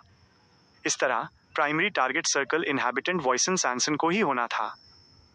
ल्यूमियन लगातार चारों तरफ फ्लैश करने के लिए ज्यादा तेज और अक्सर यूज होने वाले स्पिरिट वर्ल्ड ट्रैवर्सल पर भरोसा करेगा, जिससे वो हैरिसन द्वारा पकड़े जाने से बच सके, जो उसकी आइटम्स या क्रूशियल एबिलिटीज को चुरा सकता था। इस प्रोसेस के दौरान ब्लैक टेयर फोरहेड एक्सेसरी से निकलने वाला मिस्टिकल प्लेग नेचुरल तरीके से फैल जाएगा, जिससे वो पूरा एरिया कवर हो जाएगा। ल्यूमियन का मानना था कि ये हैरिसन के पेपर फिगुरिन सब्स्टिट्यूट्स के खिलाफ बहुत इफेक्टिव होगा। हैरिसन ऑकल्ट डिजीजेस से बचने के लिए पेपर फिगुरिन सब्स्टिट्यूट्स का इस्तेमाल कर सकता था, लेकिन जब तक वो बैटलफील्ड पर रहेगा वो लगातार इन्फेक्ट होता रहेगा। पेपर फिगुरिन सब्स्टिट्यूट्स आखिरकार खत्म हो जाएंगे और समय के साथ डैमेज रेट बहुत ज़्यादा बढ़ जाएगा। जैसे ही वो चिपचिपा काला लिक्विड वॉयसन सैनसन पर फैला, उसका शरीर अचानक धुंधला हो गया। ल्यूमियन का दिमाग एक मोमेंट के लिए सुन्न हो गया और जब तक वो संभला, वॉयसन सैनसन पहले ही उनके बीच कई मीटर की दूरी बना चुका था और उस पर डिजायर इनकॉर्नेशन के भयानक करप्शन का कोई असर नहीं दिख रहा था। ये सर्कल इनहैबिटेंट की एबिलिटी का एक और एप्लीकेशन था। इस बार वॉयसन सैनसन ने पूरे टाउन के खंडहर को सर्कल इनहैबिटेंट इफेक्ट में शामिल नहीं किया था, वो केवल अपने शरीर को ट्रीट कर रहा था। ठीक उसी तरह जैसे ल्यूमियन हर सुबह 6 बजे अपनी फिजिकल और स्पिरिचुअल स्टेट को रीसेट करता था, वॉयसन सैनसन का ट्रिगर मौत के करीब होने पर या किसी फेटल अटैक का सामना करने पर सेट था। डिजायर इनकॉर्नेशन अटैक ने सर्कल इनहैबिटेंट इफेक्ट को ट्रिगर कर दिया था, जिससे वॉयसन सैनसन रिकवर हो सका और दूरी बनाने के लिए ल्यूमियन के डिस्ट्रैक्शन के उस छोटे मोमेंट का इस्तेमाल कर सका, वरना वो उस चिपचिपे काले लिक्विड से घिरा रहता। अगले ही पल वॉयसन सैनसन की आंखों में एक घोस्टली ग्रीन लाइट कंडेंस हुई और रिकवर हो रहे काले लिक्विड की तरफ बढ़ी। ल्यूमियन के पास टेलीपोर्ट करने का समय नहीं था और वो केवल तेजी से अपनी परछाई को एनिमेट कर सका, जिससे उसने अपनी जगह को उससे बदल लिया। जैसे ही वो बीम दिखाई दी, वो परछाई से टकराई, जिससे वो बिना किसी स्ट्रगल के तुरंत बिखर गई। लगभग उसी समय वॉयसन सैनसन ने अपना दाहिना हाथ आगे बढ़ाया। उसकी आंखें एक सिल्वर ब्लैक शेड से रंग गईं, जो चुपचाप बहती हुई मर्करी रिवर को रिफ्लेक्ट कर रही थीं। ये रिवर ऑफ फेट थी, जो ल्यूमियन की थी। सर्कल इनहैबिटेंट वॉयसन सैनसन ल्यूमियन के फेट एक्सचेंज करने का इरादा रखता था। ग्रीन बीम से बचने के बाद ल्यूमियन बिना किसी डर के एक बार फिर वॉयसन सैनसन की साइड में टेलीपोर्ट हो गया। हे, फेट एक्सचेंज ट्राई कर रहे हो? No problem. जब तक मैं तुम्हें एक रीसेट में ढकेल देता हूँ, तुम्हारा ये अटेम्प्ट फेल हो जाएगा। ल्यूमियन ने आयरन ब्लैक स्ट्रेट सोर्ड उठाई, जो सफ़ेद नीली फ्लेम से जल रही थी, और वॉयसन सैनसन पर भारी प्रहार किया। कल उसी मोमेंट पर हैरिसन को आखिरकार एक मौका मिल गया। उसने अपना दाहिना हाथ आगे बढ़ाया और हल्के से पकड़ते हुए इस अटैक को स्टील कर लिया। उसके शरीर पर जलती हुई सफ़ेद नीली फ्लेम्स दिखाई दी और उसके हाथ में एक विशाल जलती हुई तलवार बन गई। बैंग! 10 मीटर से ज़्यादा दूर से हैरिसन ने उस जलती हुई विशाल तलवार से ल्यूमियन पर प्रहार किया, जिससे एक भयानक एक्सप्लोजन हुआ। ल्यूमियन बिना डरे दहाड़ती हुई फ्लेम्स का सामना करने के लिए मुड़ा और उसने एक बार फिर सोर्ड ऑफ करेज को घुमाया। अनादर कल रंबल! सफ़ेद नीली फ्लेम्स और भयानक शॉकवेव आपस में टकराए, जिससे हिंसक तूफान खंडहरों में तबाही मचाने लगा, पत्थरों को उठाने लगा और लकड़ियों को जलाने लगा। हैरिसन वापस आने वाले फ्लेमिंग तूफान की चपेट में आ गया। उसका शरीर तेजी से एक डरावने पेपर फिगुरिन में बदल गया, जिस पर फीचर्स बने हुए थे। इस पेपर फिगुरिन की सरफेस पर लाल और पीले रंग का रस्ट लगा था, जो सफ़ेद नीली फ्लेम्स में तेजी से जलकर राख हो गया। जैसे ही हैरिसन की फिगर तूफान के किनारे पर दोबारा दिखाई दी, ल्यूमियन ने 001 से मिली अपनी एनहांस्ड फिजिक और सोर्ड ऑफ करेज द्वारा डैमेज एब्जॉर्ब करने के कारण एक कदम भी पीछे नहीं हटाया और फिर से वॉयसन सैनसन पर अपनी नजरें टिका दी। उसकी आंखें आयरन ब्लैक हो गईं, जो वॉयसन सैनसन पर वीक पॉइंट ढूंढ रही थीं। उसने एक बार फिर सोर्ड ऑफ करेज उठाई, जिससे उसके पीछे कई सफ़ेद नीले फायर रेवेंस बन गए। इस मोमेंट पर हैरिसन के डिले के कारण वॉयसन सैनसन ने फेट एक्सचेंज के लिए सभी प्रीरिक्विजिट्स पूरे कर लिए थे। जल्द ही वो केवल समय बीतने का इंतजार करेगा और फाइनल आउटकम का वेलकम करेगा। अगर ल्यूमियन के पास एक फॉल्स एंजल रैंक नहीं होती, तो वॉयसन सैनसन बिना कोई एक्स्ट्रा समय लिए रिवर ऑफ डेस्टिनी से मनचाहा हिस्सा चुनने के बाद सीधे एक्सचेंज शुरू कर सकता था। बैंग! ल्यूमियन ने सोर्ड ऑफ करेज से वॉइसन सैनसन के सिर पर प्रहार किया और सफेद नीले फायर रेवेंस चारों तरफ चक्कर लगाने लगे, जिससे वो सराउंडिंग एरिया कवर हो गया। तुम अपनी स्टेट को रिस्टोर करने के लिए सर्कल इनहैबिटेंट एबिलिटी का इस्तेमाल कर सकते हो, लेकिन तुम्हारे रिकवर होने के तुरंत बाद मैं तुम्हें एरिया अटैक्स और डिलेड असॉल्ट से टारगेट कर सकता हूँ। कुछ और रीसेट्स और तुम अपने इनेविटेबल एंड तक पहुंच जाओगे। बूम! वॉइसन सैनसन का शरीर फिर से धुंधला हो गया, जिससे ल्यूमियन के थॉट्स धुंधले हो गए। सर्कल इनहैबिटेंट इफेक्ट का इस्तेमाल करते हुए वॉइसन सैनसन सोर्ड ऑफ करेज द्वारा किए गए डैमेज से रिकवर हो गया। हालांकि सफेद नीले फायर रेवेंस अपने प्रीडेस्टिन्ड रास्तों को फॉलो करते रहे और अलग अलग जगहों पर गिरते रहे। अचानक वॉइसन सैनसन की फिगर उस जगह से गायब हो गई। जैसे ही वे कोवे एक के बाद एक फटे, सर्कल इनहैबिटेंट की फिगर लगभग 40 मीटर दूर दोबारा दिखाई दी। तुम टेलीपोर्ट होने के कैपेबल हो सकते हो, लेकिन मेरे पास मेरे कॉन्ट्रैक्ट से टेलीपोर्टेशन भी है। ल्यूमियन की फिगर तेजी से वॉइसन सैनसन के पास दिखाई दी, जो बिना रुके उसका पीछा कर रहा था। उसकी आंखें सिल्वर ब्लैक हो गईं, जो वॉइसन सैनसन की मर्करी रिवर ऑफ फेट को रिफ्लेक्ट कर रही थीं। उसने अपना बायां हाथ आगे बढ़ाया और इल्यूजरी रिवर ऑफ डेस्टिनी को उस ट्रिब्यूटरी की तरफ धकेला, जहां वॉइसन सैनसन अगले अटैक से बच नहीं सकता था, जबकि वो सोर्ड ऑफ करेज से प्रहार कर रहा था, जिससे और ज्यादा सफेद नीले फायरबॉल्स बन रहे थे। अगर उसे सही चॉइस मिल जाती, तो ल्यूमियन ने वॉइसन सैनसन के सर्कल इनहैबिटेंट इफेक्ट को सीधे डिस्टर्ब करने के लिए कंपेलिंग फेट का इस्तेमाल किया होता। रंबल! लगातार हो रहे हमलों से ल्यूमियन की स्पिरिचुअलिटी खत्म हो रही थी, जिससे उसे अपनी इकट्ठा की हुई स्पिरिचुअलिटी को अर्जेंटली रिलीज करने के लिए मजबूर होना पड़ा। वॉइसन सैनसन सोर्ड ऑफ करेज की चपेट में आ गया था और रिकवर होने के बाद वो समय पर टेलीपोर्ट नहीं कर सका, जिससे वो सफेद नीले फायरबॉल्स की बौछार से सफर करने लगा। सर्कल इनहैबिटेंट इफेक्ट चौथी बार ट्रिगर हुआ। वॉइसन सैनसन रिकवर हो गया और दूसरी लोकेशन पर टेलीपोर्ट कर गया। हालांकि फेट एक्सचेंज नहीं रुका, क्योंकि सर्कल इनहैबिटेंट इफेक्ट में केवल वॉइसन सैनसन का शरीर और स्पिरिचुअलिटी शामिल थे, उसका फेट या एक्शंस नहीं। ये ल्यूमियन के हर सुबह 6 बजे होने वाले डेली रीसेट जैसा ही था, जो पिछले एक्शंस को अंडू नहीं करता था और न ही उनके रिजल्ट्स को इनवैलिडेट करता था। ल्यूमियन बिना रुके वॉइसन सैनसन का पीछा करता रहा और फिर से उसकी साइड में पहुंच गया। वॉइसन सैनसन ने अब सीधे सामना करने का रास्ता नहीं चुना।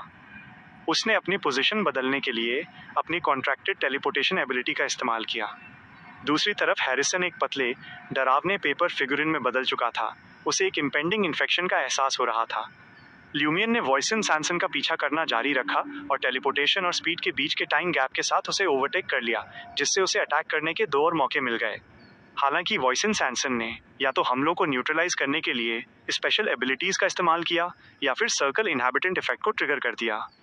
वॉइसन सैनसन का सर्कल इनहैबिटेंट अपने प्रीडेस्टिन्ड कंक्लूजन तक पहुंचने से अभी बहुत दूर लग रहा था।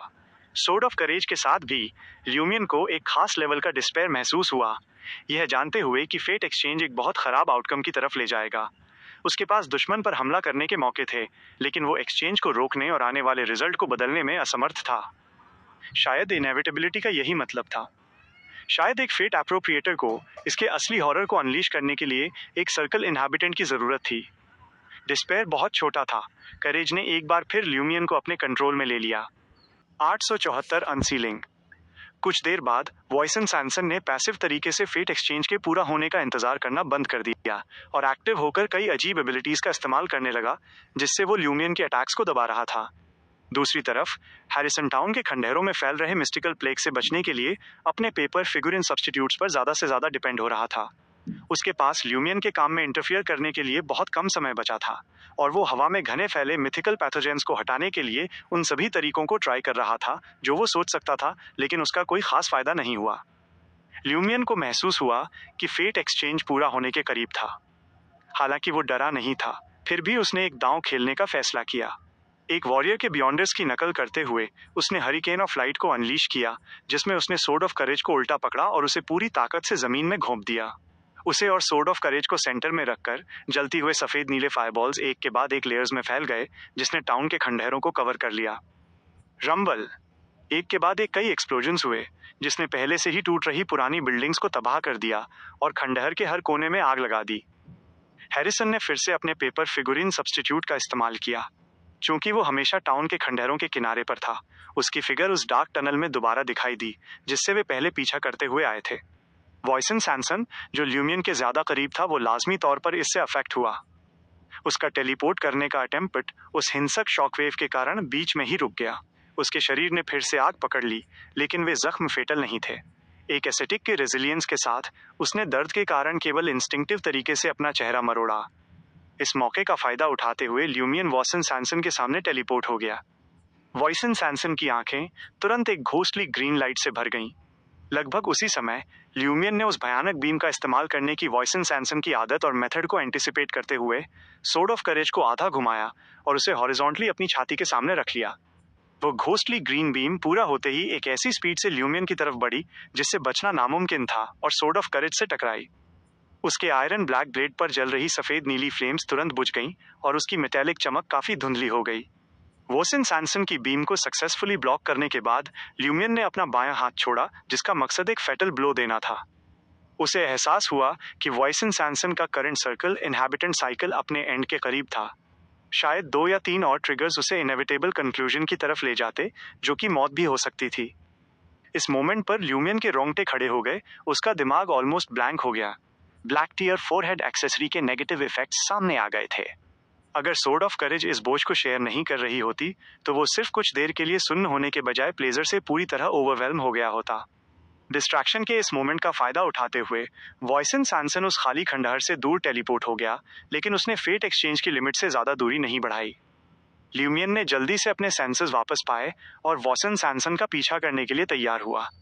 अचानक उसके थॉट्स धीमे हो गए। वे इस तरह सुस्त हो गए जैसे उन्हें तेजी से फ्रीज कर दिया गया हो। उसका शरीर अकड़ गया और एक उंगली तक हिलाना बेहद मुश्किल हो गया। फेट एक्सचेंज पूरा हो चुका था। क्लैंग। सोर्ड ऑफ करेज जमीन पर गिर गई, क्योंकि ल्यूमियन के पास अब उसे पकड़ने की स्ट्रेंथ नहीं बची थी।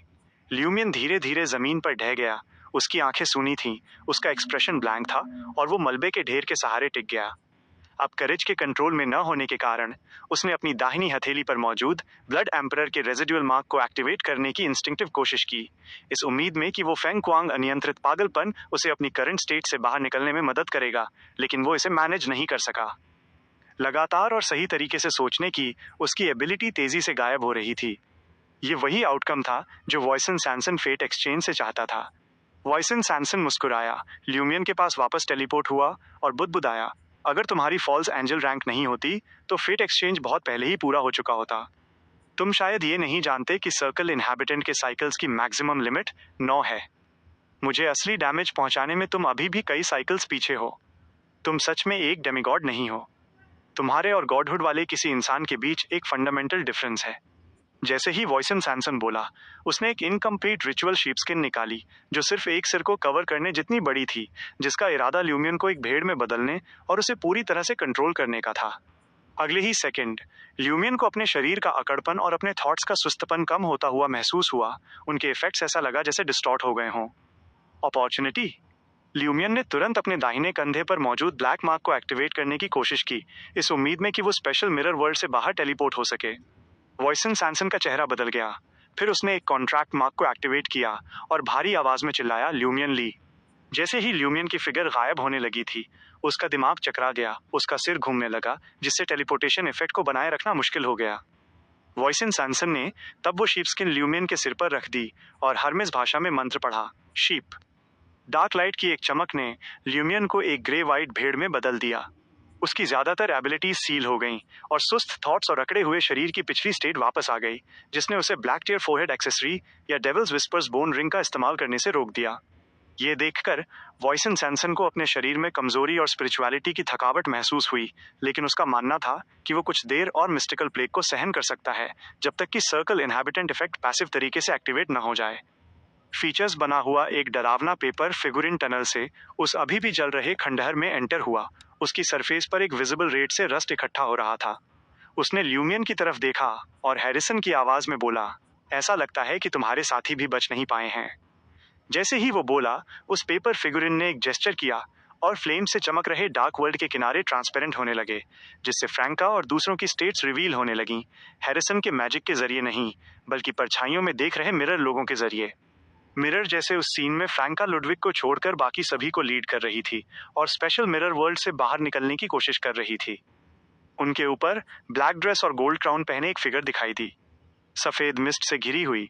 ऐसा लगा जैसे उसके सामने से एक रोशनी निकल रही हो। उसने नीचे देखा, जिससे फ्रैंका और दूसरे वापस उसी एरिया में गिर गए जिसे वे अभी छोड़ चुके थे, और वे स्पेशल मिरर वर्ल्ड से एस्केप करने में अनेबल रहे।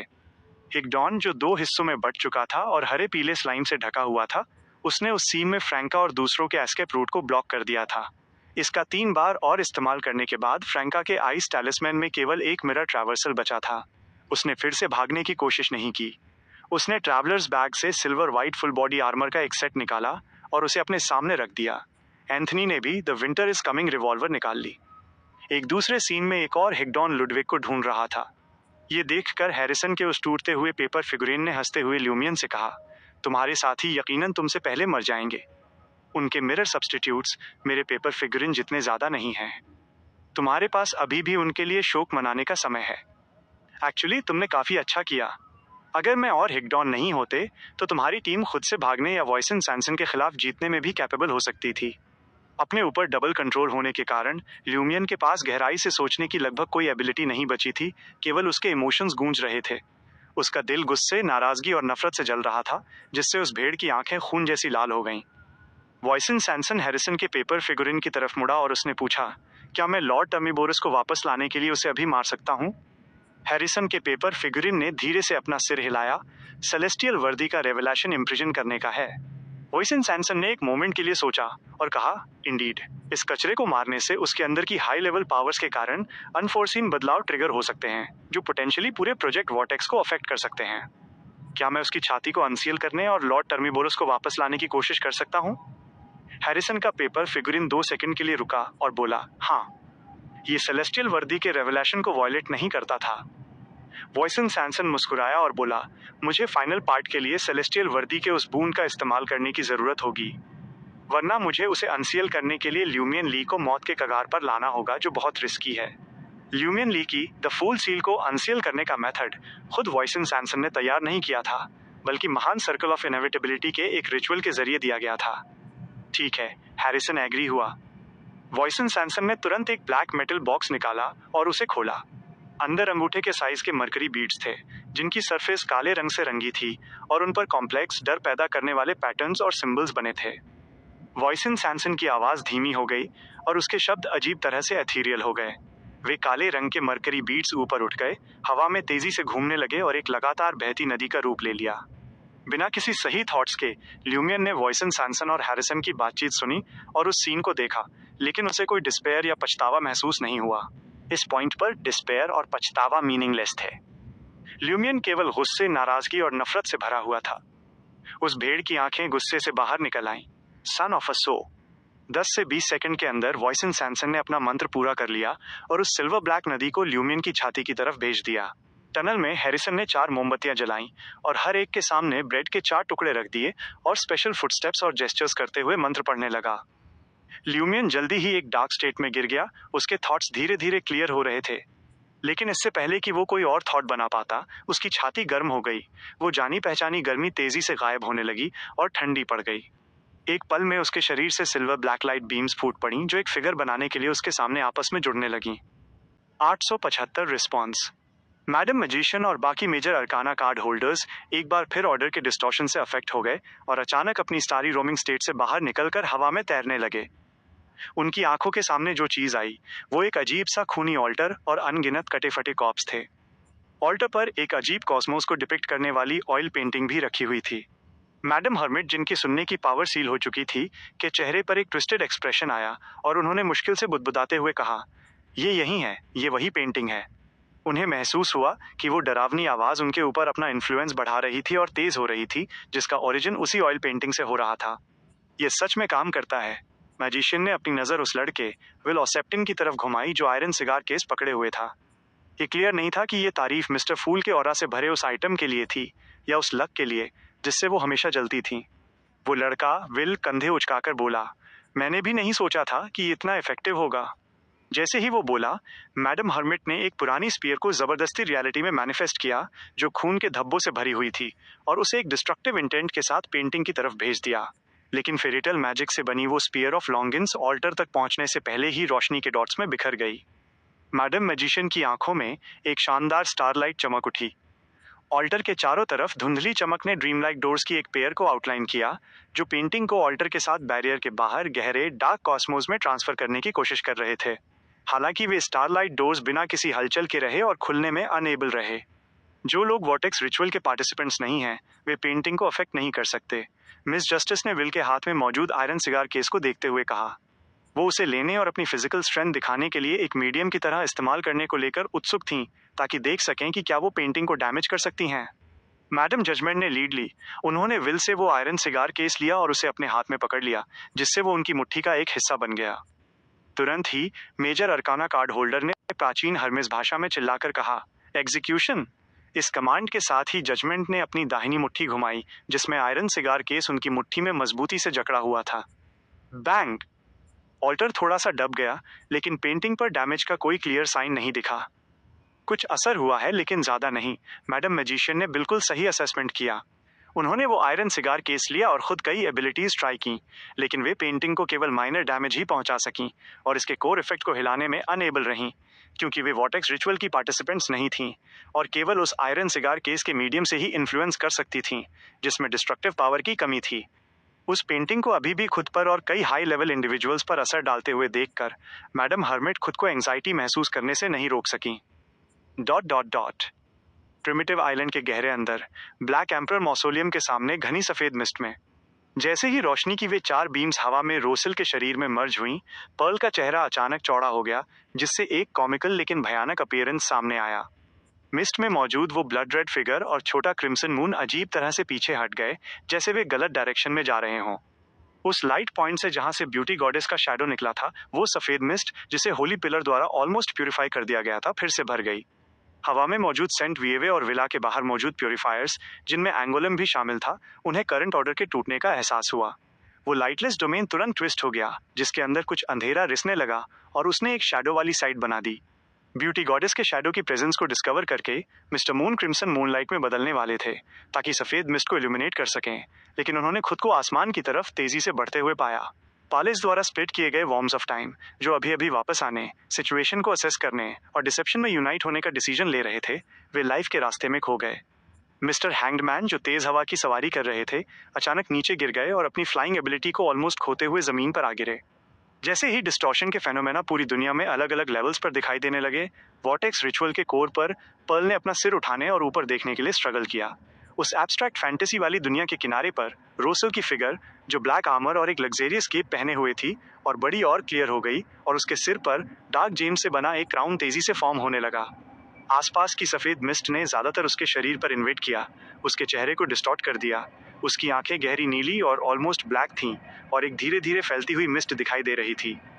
ब्लैक एम्परर एस्ट्रल वर्ल्ड में रिवाइव हो चुका था। रोसेल ने अपना सिर थोड़ा नीचे किया।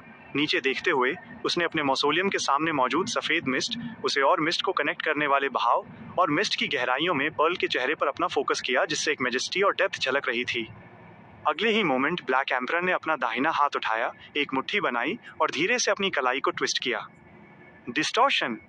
उसने अपनी अथॉरिटी ब्लैक एम्परर पाथवे का इस्तेमाल करके जबरदस्ती एक डिस्टॉर्शन को पूरा किया, जो अनसर्टेन मिस्ट के साथ स्पेशल कनेक्शन और उसके शरीर और सॉइल को गहराई से एरोड करने वाले करप्शन पर बेस्ड था, और आउटर डेटीज को ब्लॉक करने वाले इनविजिबल बैरियर पर रिलाई कर रहा था। सफेद मिस्ट के गहरे अंदर पर्ल ने कुछ देर के लिए अपना फोकस खोया। फिर उसने शॉक में ये डिस्कवर किया कि महान अनसर्टेन मिस्ट अब वॉर्टेक्स रिचुअल के जरिए उससे क्लोजली कनेक्टेड नहीं थी, बल्कि वो ब्लैक एम्परर की तरफ शिफ्ट हो चुकी थी। उसका ऑब्जेक्ट ऑफ फेथ, उसका रिचुअल फाउंडेशन, वो सब सम्राट रोसेल की तरफ डिस्टॉर्ट हो चुका था। अपनी शुरुआती कंफ्यूजन के बाद पर्ल को तेजी से डर और डिस्पेयर का एक एहसास हुआ। न केवल वो, बल्कि कॉन्टिनेंट्स में फैले अनसर्टेन मिस्ट के सभी बिलीवर्स ने भी अपनी आंखों के सामने एक पतली सफेद मिस्ट देखी, जिसके अंदर एक मेजेस्टिक धुंधली फिगर खड़ी थी। वो फिगर, एक क्राउन और ब्लैक आर्मर पहने हुए, चुपचाप उनकी तरफ नीचे देख रही थी। रिवाइवल पर ब्लैक एम्परर का पहला एक्ट अनसर्टेन मिस्ट की तरफ डायरेक्टेड सभी फेथ को टेम्परेरी तौर पर टेक ओवर करने का था। बेशक इसने उसे बैरियर के बाहर मौजूद आउटर डेटी के सामने ज्यादा डायरेक्टली एक्सपोज भी कर दिया। सफेद मिस्ट की एक और लकीर एक प्लैनेट की सरफेस से अलग हुई, जो एक इंटेंस डिवाइन बैटल की साइट तक पहुंची, जिसने बैरियर को फिर से पेनिट्रेट करने के लिए स्पेशल एनवायरनमेंट और इसके सिंबोलिज्म का इस्तेमाल किया, और एस्ट्रल वर्ल्ड के किनारे पर सम्राट रोसेल पर आ गिरी, जैसे कोई फिशिंग लाइन आखिरकार अपने टारगेट को कंट्रोल कर रही हो। रोसेल का एक्सप्रेशन तेजी से डिस्टॉर्ट होने लगा। वो पूरी दुनिया में पर्ल और अनसर्टेन मिस्ट के बिलीवर्स को लगातार देखता रहा और एक मैजेस्टिक आवाज में बोला, द ब्रोकर आउटर डेटीज को यूनाइट कर सकता है और उसने एक्ट किया है, जो एक बड़ा थ्रेट है, एक ऐसा क्राइम जिसे माफ नहीं किया जा सकता। जैसे ही वो बोला, ब्लैक एम्परर का फैला हुआ दाहिना हाथ खुला, जैसे वो किसी चीज को पकड़ने की कोशिश कर रहा हो। क्राइम डिक्लेयर करने के बाद उसकी दाहिनी मुट्ठी अचानक बंद हो गई। Bang, bang, bang. नॉर्दर्न और साउदर्न कॉन्टिनेंट्स पर अनसर्टेन मिस्ट के बिलीवर्स खून की मिस्ट में फटने लगे। ये जजमेंट डोमेन की एबिलिटी नहीं थी, बल्कि बून सिस्टम द्वारा ग्रांटेड कंट्रोल था, अपने फॉलोअर्स पर एक इविल गॉड का कंट्रोल। टेम्परेरी तौर पर अनसर्टेन मिस्ट के फेथ को डिस्टॉर्ट करते हुए ब्लैक एम्परर रोसेल ने इसका इस्तेमाल इविल गॉड के फॉलोअर्स को पर्ज करने के लिए किया, जिससे उन्हें एक गॉड के गुस्से का एहसास हुआ, जिसका मकसद उन सभी को एलिमिनेट करना था। एक अकेला ब्रोकर शायद डेंजरस ना हो, लेकिन सभी डेंजर्स को एक साथ बुनने की उनकी एबिलिटी उन्हें सबसे बड़ा थ्रेट बनाती थी। नहीं, अपने डेस्परेट रेजिस्टेंस के बावजूद पर्ल सफेद मिस्ट के अंदर बेकाबू होकर फट गई। उसका चेहरा अलग अलग हिस्सों जैसे नाक, आंख, मुंह और कानों में स्प्लिट हो गया, जो सफेद मिस्ट में बिखर गए और उसे एक नोटिस करने लायक खून के रंग से रंग दिया। फिर भी वॉटेक्स रिचुअल रुका नहीं था। ब्यूटी गॉडेस का शैडो और छोटा क्रिम्सन मून अपने टारगेट लाइट पॉइंट की तरफ लगातार बढ़ रहे थे, पहले से भी ज्यादा तेज स्पीड से। चुपचाप फटे हुए अनसर्टन मिस्ट के बिलीवर्स ब्लड मिस्ट के फॉर्म में वॉइड को पार कर गए और उस वॉटेक्स मिस्ट में मर्ज हो गए जो पर्ल बन चुकी थी। इसने ब्यूटी गॉडेस के शैडो और छोटे क्रिम्सन मून के आगे बढ़ने की स्पीड को बढ़ा दिया और चल रहे ट्रांजैक्शन को सस्टेन किया, जैसे कि दूसरी फोर्सेस रिचुअल को मेंटेन कर रही हों। वॉटेक्स की एक कैरेक्टरिस्टिक ये थी कि सभी पार्टिसिपेंट्स रिचुअल को मेंटेन करने के लिए अपनी पावर कंट्रीब्यूट करते थे, जब तक कि ट्रांजैक्शन का उनका पार्ट पूरा नहीं हो जाता। इस तरह एक बार वॉटेक्स बनने के बाद इसे डिस्ट्रॉय करना और ज्यादा मुश्किल हो जाता।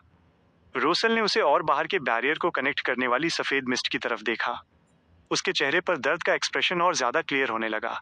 उसने धीमी आवाज में चिल्लाकर कहा, एडम, तुम कहाँ हो? अनसर्टेन मिस्ट ने एक बहुत बड़ा दांव खेला है। अगर तुम अपने कार्ड्स रिवील नहीं करते तो हम सबका खत्म होना तय है।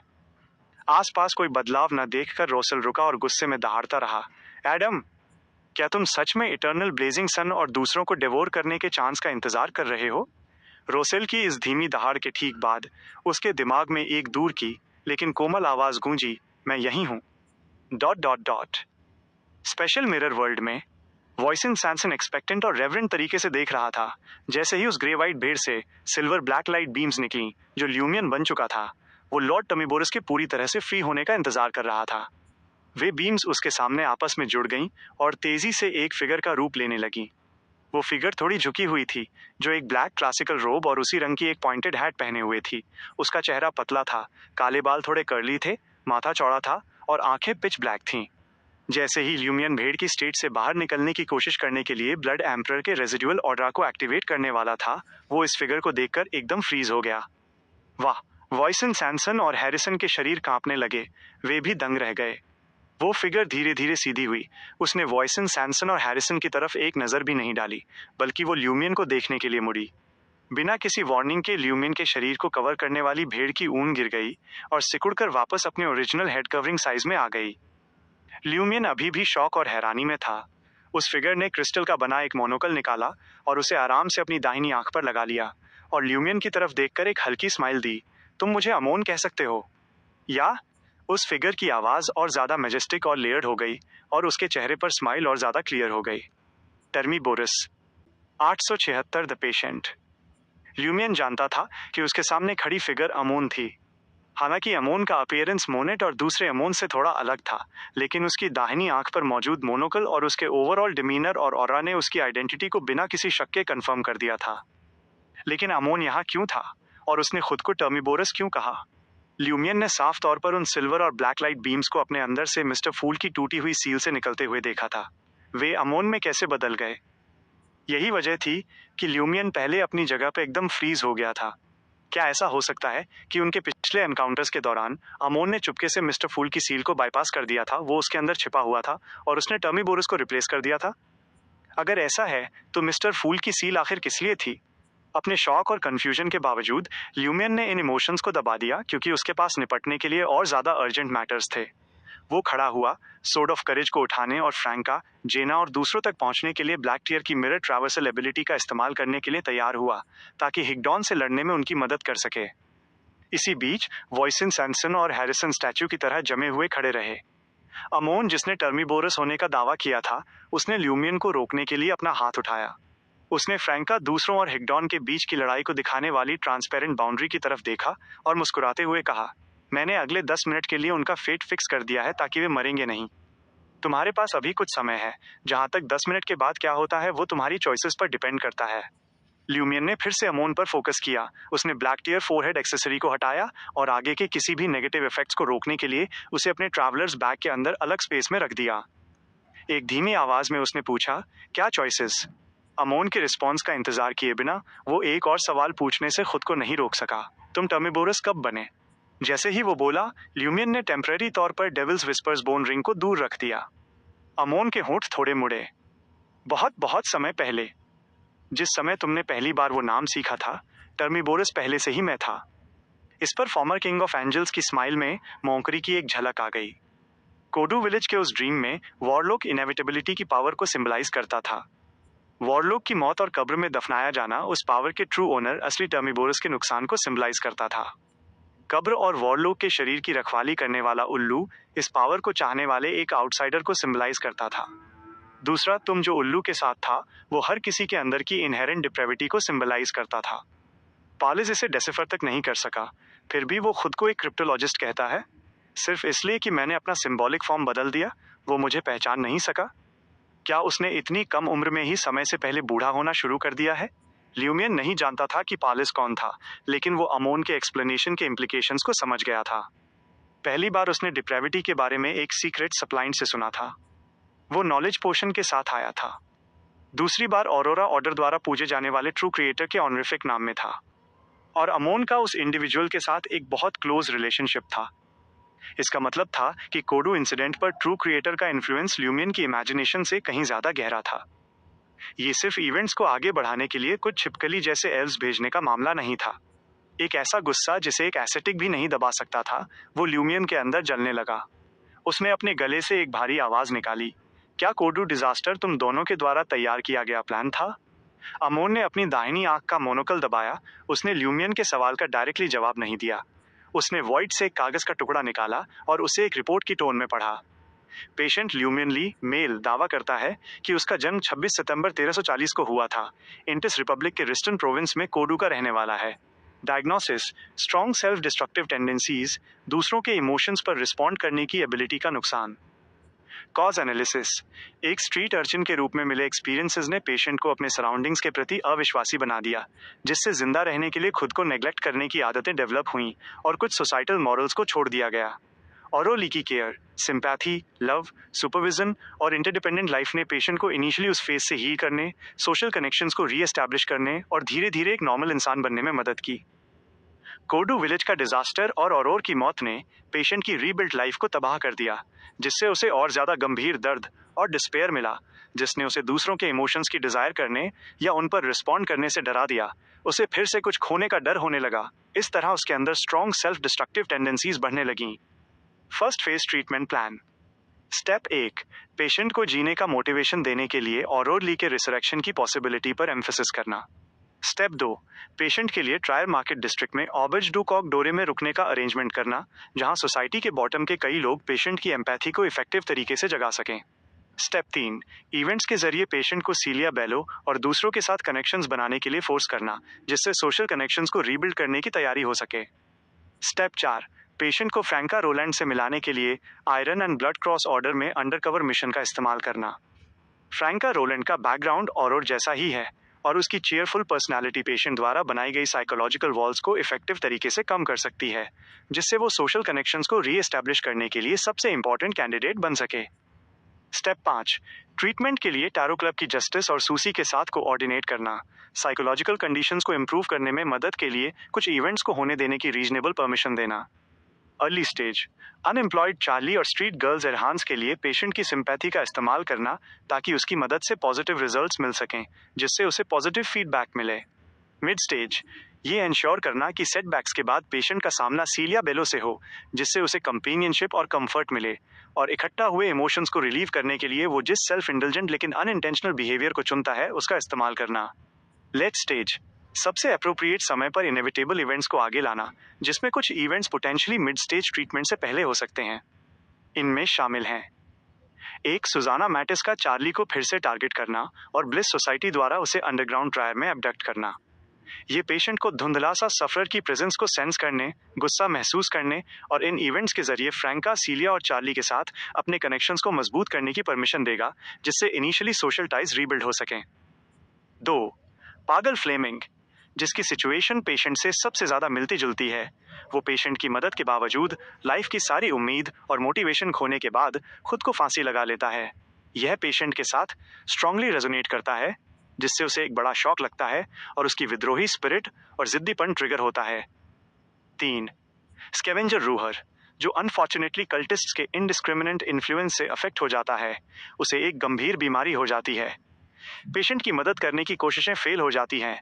रूहर की वाइफ मिशेल उम्मीद खो देती है और भोर में खुद को फांसी लगाने से पहले भरपेट खाना खाकर और जोर जोर से गाना गाकर एक बार इंडल्ज करने का रास्ता चुनती है। यह सिमिलर फेट और प्रिडेस्टिन्ड आउटकम पेशेंट के इमोशंस को पूरी तरह से भड़का देता है, जिससे वो फेट की नाइंसाफी के खिलाफ लड़ना चाहता है और हर चीज को चैलेंज करना चाहता है।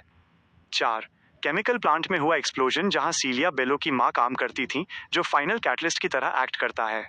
First phase treatment result: patient की सेल्फ डिस्ट्रक्टिव टेंडेंसीज काफी कम हो गई, सोशल कनेक्शंस रीएस्टैब्लिश हो गए, जीने का कुछ मोटिवेशन वापस आ गया और वो अब और ज्यादा इवेंट्स को हैंडल कर सकता है। जैसे ही अमोन ने इस रिपोर्ट को एक जैसी टोन में पढ़ा, ल्यूमियन को अपना दिल बैठता हुआ महसूस हुआ। हर एक शब्द के साथ वो और ठंडा पड़ता जा रहा था। ये वैसा ही था जैसे एक स्ट्रीट अर्चिन के रूप में उसके ऊपर ठंडा पानी डाल दिया गया हो। वो ठंडक उसके सिर से लेकर पैर के अंगूठे तक फैल गई, जिसने उसकी सारी उम्मीद और प्राइड को एक मोमबत्ती की लौ की तरह बुझा दिया। उसकी नाराजगी, फेट के खिलाफ उसका विद्रोह, वो सब एक मजाक की तरह लग रहा था, जिसे पावर में बैठे लोगों द्वारा टुकड़ों में बिखेर कर मिट्टी में मिला दिया गया था। इस मोमेंट पर ल्यूमियन पूरी तरह से सुन्न महसूस कर रहा था। उसका आधा हिस्सा बेकाबू गुस्से और उस रिपोर्ट लिखने वाले को अपने साथ मौत के मुंह में खींचने की सेल्फ डिस्ट्रक्टिव अर्ज से जल रहा था। दूसरा आधा हिस्सा एक बार फिर उस डिस्पेयर और दर्द को महसूस कर रहा था, जब औरोर ने उसे अकेले मौत का सामना करने के लिए खुद से दूर धकेल दिया था। अमोन ने आखिरकार फर्स्ट फेज ट्रीटमेंट रिपोर्ट पढ़ना खत्म किया और एक स्माइल के साथ ल्यूमियन की तरफ देखा, जैसे वो किसी रिस्पॉन्स का इंतजार कर रहा हो। ल्यूमियन का शरीर थोड़ा झुका और उसकी आवाज उसकी सोल की गहराइयों से फूटी, जो दर्द से भरी थी। क्यों? मैं ही क्यों? अमोन मुस्कुराया और बोला, द फूल का ऑरा और औरोर की फूलिश चॉइस ने तुम्हें एक अच्छा टेस्ट सब्जेक्ट बना दिया, जो कई चीजों को सहन करने और इनिशियल एक्सपेरिमेंटल रिजल्ट्स को वेरीफाई करने के कैपेबल था। वो एक वजह है। दूसरी ये है कि अगर तुम सच में खुद को डिस्ट्रॉय कर लेते, तो टर्मीबोरस के रूप में मेरा रोल एक्सपोज नहीं हो जाता। मैं बाहर वालों को धोखा कैसे देता और उनसे बड़े दांव कैसे लगवाता। केवल द फूल की सील के अंदर टर्मीबोरस के सीक्वेंस 1 बियॉन्डर कैरेक्टरिस्टिक्स को धीरे धीरे एब्जॉर्ब और डाइजेस्ट करके और पाथवेज को चेंज करके ही इसे सबसे ज्यादा छिपाया जा सकता था और इसके डिस्कवर होने का चांस सबसे कम होता। ल्यूमियन का दिमाग कैओस में था, उसके इमोशंस एक्सप्लोड हो रहे थे, यहाँ तक कि कॉन्स्पिरेटर की एबिलिटीज का इस्तेमाल करना भी मुश्किल था। वो केवल इंस्टिंक्टिव तरीके से पूछ सका, पाड्रे के साथ उस बड़ी सेरेमनी में क्या सिर्फ टर्मीबोरस ही नीचे नहीं आया था, बल्कि तुम भी आए थे? क्या तुमने जानबूझकर खुद को उस इंजर्ड टर्मीबोरस के साथ मेरे शरीर में सील कर लिया था? अमोन ने धीरे से सिर हिलाया और मुस्कुराया। तुम्हारे गिफ्ट्स के लिए थैंक्स, इसने मुझे रिटर्न पाथ खोलने में मदद की और मुझे ऐसा प्रेजेंट दिया। ल्यूमियन शांत हो गया। वो न चाहते हुए भी भारी सांसें ले रहा था, जैसे यहाँ की हवा बहुत पतली हो और उसे खुद को गहरी सांस लेने के लिए फोर्स करना पड़ रहा था। पहले मेरे आसपास छिपा हुआ वो सफरर, वो कौन था? अमोन ने अपना सिर हिलाया। क्या तुमने अभी तक इसका अंदाजा नहीं लगाया? तुम्हें उसका नाम सुनना चाहिए था। The angel of fate, Ouroboros. The angel of fate, Ouroboros. Lumian दंग रह गया, लेकिन इसका कुछ मतलब निकलता हुआ लग रहा था। ये वो किंग ऑफ एंजल्स था, जिसने कभी एंशिएंट सन गॉड को फॉलो किया था और करेंटली ट्रू क्रिएटर की सर्विस कर रहा था, जैसा कि मिस्टर के ने अपनी प्रीचिंग के दौरान मेंशन किया था। ल्यूमियन ने इंस्टिंक्टिव तरीके से अपने दांत भींचे, उसकी आवाज गैप से बाहर निकल रही थी। क्या तुम्हारे पास उस समय औरोर को बचाने का कोई चांस था? अमोन मुस्कुराया। क्या तुम जवाब सुनना चाहते हो? उसने अपने हाथ में मौजूद कागज की तरफ देखा, जैसे वो नया कंटेंट पढ़ने की तैयारी कर रहा हो, जिसमें शायद सारे जवाब छिपे हों। 877 प्रॉमिस्ड मैटर्स। अमोन ने फिर से एक सपाट टोन में पढ़ना शुरू किया। जब कोडू विलेज में अनोमली का पता चला था, तब औरोर ली के अंदर करप्शन और पर्सनालिटी डिस्टॉर्शन पहले से ही काफी गंभीर हो चुका था। अगर सबसे स्किल्ड साइकोलॉजिस्ट ट्रीटमेंट प्रोवाइड करता और कोई ट्रू गॉड सील ऑफर करता तो उसे बचाना शायद पॉसिबल होता, लेकिन उसे बचाना ही क्यों था? अगर कोडू विलेज की सिचुएशन लगातार डेवलप होती रहती तो ये वाकई में एक बड़ी तबाही का कारण बनती। हालांकि अगर इसमें इंटरवीन किया जाता तो ये बड़े बेनिफिट्स ला सकता था और फ्यूचर में एक क्रिटिकल मोमेंट पर इंपॉर्टेंट रोल प्ले कर सकता था। छिपकली के आकार के एल्व्स ने कोडू विलेज में एंटर किया और चुपचाप बैलेंस बनाए रखा। वे चाहते थे कि आउटकम हेरेटिक्स के ओरिजिनल प्लान को फॉलो करे, लेकिन असल में सक्सेसफुल ना हो। उसी समय उन्होंने ये एंश्योर किया कि ऑरोर ली के पास रिसरेक्शन का एक छोटा सा चांस बचा रहे। आखिरकार उनका गोल अचीव हो गया। सिनर्स ऑर्गेनाइजेशन द्वारा किसी को भेजने से पहले गुइलियम बेनेट ने खुद बड़ा सैक्रिफाइस कंडक्ट किया, जिससे बैरियर के ऊपर एक टेम्पररी पैसेज खुल गया, जिसने टर्मिबोरस को नीचे आने की परमिशन दी। अमोन पहले से ही पास में इंतजार कर रहा था, रिचुअल को धोखा दे रहा था, बैरियर का इस्तेमाल कर रहा था और चुपके से टर्मिबोरस को फॉलो करते हुए इस दुनिया में वापस आ गया। ऑरोर ली का एंड में ल्यूमियन ली को दूर धकेलना थोड़ा अनएक्सपेक्टेड ट्विस्ट लेकर आया, लेकिन इसने ओवरऑल आउटकम को नहीं बदला। ल्यूमियन ली पर मौजूद द फूल के ऑरा ने सराउंडिंग एनवायरनमेंट और उसके इंटेंस इमोशनल फ्लक्चुएशन से स्टिमुलेट होकर सक्सेसफुली द फूल का अटेंशन अट्रैक्ट कर लिया। ये सुनकर ल्यूमियन के हाथ अनकॉन्शियसली मुट्ठियों में भींच गए। उसका दिल गुस्से से जल रहा था, जिसने उस सुन्नपन और डिस्पेयर पर काबू पा लिया। अमोन ने जैसे उसके इमोशनल चेंज पर ध्यान न दिया हो, पढ़ना जारी रखा। इसके रिजल्ट के रूप में टर्मिबोरस गंभीर रूप से घायल हो गया और ऑरोर ली के सॉइल फ्रैगमेंट्स और कोडू के विलेजर्स के साथ ल्यूमियन ली के शरीर में सील हो गया। इस प्रोसेस के दौरान अमोन वॉलंटरीली उनमें ज्वाइन हो गया। उसने टर्मिबोरस के रिकवर होने से पहले उसका फेट और आइडेंटिटी स्टील कर ली, उसे मार दिया और उसे इनेविटेबिलिटी पाथवे की एक सीक्वेंस 1 बियॉन्डर कैरेक्टरिस्टिक में रिड्यूस कर दिया। ल्यूमियन ली के एक एसेटिक बनने से पहले अमोन ने पहले ही उस बियॉन्डर कैरेक्टरिस्टिक को एब्जॉर्ब कर लिया था, पाथवे स्विच को पूरा कर लिया था और पूरी तरह से टर्मिबोरस को रिप्लेस कर दिया था, जिसमें केवल फाइनल रिचुअल की कमी थी। ये बहुत इंपॉर्टेंट है। चाहे ये आपका वॉर्टेक्स रिचुअल हो या कोई दूसरा प्लान, इससे कोई बदलाव नहीं होता। ल्यूमियन ली जल्द ही समझ जाएगा कि क्यों। इस पॉइंट पर अमोन ने एक मोटी कांच जैसी लेयर से ढके डार्क आसमान की तरफ देखा, मुस्कुराया और कहा, नेक्स्ट मैं केवल की पार्ट्स ही पढ़ूंगा, वरना मुझे डर है कि रोसेल इतने लंबे समय तक टिक नहीं पाएगा। ल्यूमियन ने उसे कोई रिस्पॉन्स नहीं दिया। वो अपने इमोशंस को दबाने के लिए अपनी पूरी स्ट्रेंथ का इस्तेमाल कर रहा था। वो पिछले कई इवेंट्स के पीछे के ट्रुथ को अनकवर करना चाहता था। अमोन ने फिर से अपना सिर नीचे किया और अपने हाथ में मौजूद कागज की तरफ देखने लगा। साइकोलॉजिकल ट्रीटमेंट का फर्स्ट फेज खत्म होने के बाद ट्री ऑफ शैडो के हिडन डेंजर्स समय से पहले ही ट्रिगर हो गए, जिसने ल्यूमियन ली को सुजाना मैटिस के सैक्रिफाइस का सामना करने के लिए मजबूर किया। उसके अंदर सील हुआ अमोन वाकई में ट्री ऑफ शैडो के फेट, टॉरेंट के वजन और कॉम्प्लेक्सिटी को सहन नहीं कर सकता था, और न ही वो मोंटसोरिस घोस्ट से एनकाउंटर के फेट फ्रैगमेंट्स को तेजी से मोंटसोरिस घोस्ट के एक अटैक में इवॉल्व कर सकता था। हालांकि द एंजल ऑफ फेट यूरोबोरोस हमेशा पास से देख रहा था। ये उसकी स्पेशलिटी थी और इस मामले में वो इनेविटेबिलिटी पाथवे के सफरर से कहीं ज्यादा सुपीरियर था। यूरोबोरोस के कोवर्ट असिस्टेंस के साथ ल्यूमियन ली ने मोंटसोरिस घोस्ट द्वारा अटैक किए जाने के फेट को ट्री ऑफ शैडो के उस फेट से सक्सेसफुली स्वैप कर दिया, जिसकी रूट्स फोर्थ एपॉक ट्रायर की इनविजिबल फ्लेम से जल चुकी थीं। ये ल्यूमियन ली और सुजाना मैटिस की अपकमिंग बैटल में एक क्रूशियल रोल प्ले करेगा। दोनों बैटल्स के बीच अमोन ने मौका नहीं गंवाया। उसने जानबूझकर ल्यूमियन को उस अनफॉर्चुनेट वन के रूप में डिस्क्राइब किया ताकि उस पर स्ट्राइक कर सके। ये एक डिसेप्शन था। अगर वो असली टर्मिबोरस होता तो उसने ऐसी सिचुएशन में सिमिलर वर्ड्स कहे होते। ट्री ऑफ शैडो इंसिडेंट के एंड में छिपकली जैसे एल्फ ने जानबूझकर ल्यूमियन ली को इसे देखने दिया, जिससे उसे कोडू डिजास्टर के पीछे के ट्रुथ को एक्सप्लोर करना जारी रखने की एक स्ट्रॉन्ग डिजायर और मोटिवेशन मिला। ये सुनकर ल्यूमियन एक बार फिर दंग रह गया। मेरी डिजायर, मेरा गुस्सा, क्या वो भी वही था जो वो इंडिविजुअल चाहता था? अमोन ने कुछ पार्ट्स को स्किप कर दिया और नेक्स्ट की पॉइंट पढ़ना शुरू किया। पागल फ्लेमिंग, जो मोंटसोरिस घोस्ट का सामना करने से पागल हो गया था, वो कोइंसिडेंटली ऑबर्ज डूकॉक डोरे में रुका था। उसके एक्सपीरियंसेस और एंड ने ल्यूमियन ली के साथ रेजोनेट किया। वो जो अर्थ ब्लड स्टोन पीछे छोड़ गया था, उसने ल्यूमियन ली को ब्लड एम्परर का रेजिडुअल ऑरा ऑब्टेन करने का चांस दिया। इस समय अमोन की मेन बॉडी के कन्वर्जेंस के कारण ज्यादा से ज्यादा अमोन्स ने ल्यूमियन ली के एग्जिस्टेंस को नोटिस किया और करस्पॉन्डिंग इन्फॉर्मेशन ऑब्टेन की। अर्थ ब्लड स्टोन की हिडन वैल्यू को बाहर लाने के लिए अमोन्स में से एक ने इसे स्टील करने का रास्ता चुना। कोइंसिडेंटली चर्च ऑफ एवरनाइट की एक लेडी ने ल्यूमियन ली से समैरिटन वुमेन स्प्रिंग से पानी ऑब्टेन करने में मदद मांगी, जो उन्हें अंडरग्राउंड कैटाकॉम्स की तरफ ले गई। अमोन्स की एंथुजियास्टिक मदद से ल्यूमियन ली ने आखिरकार ब्लड एम्परर का रेजिडुअल ऑरा गेन करने के लिए अर्थ ब्लड स्टोन का इस्तेमाल किया। ये 001 के साथ उसकी मिस्टिकल सिमिलैरिटी का पहला स्टेप था जो उसे क्रिटिकल मोमेंट्स पर मदद प्रोवाइड कर सकता था। हॉस्टल प्लान उम्मीद के मुताबिक इनिशिएट किया गया था।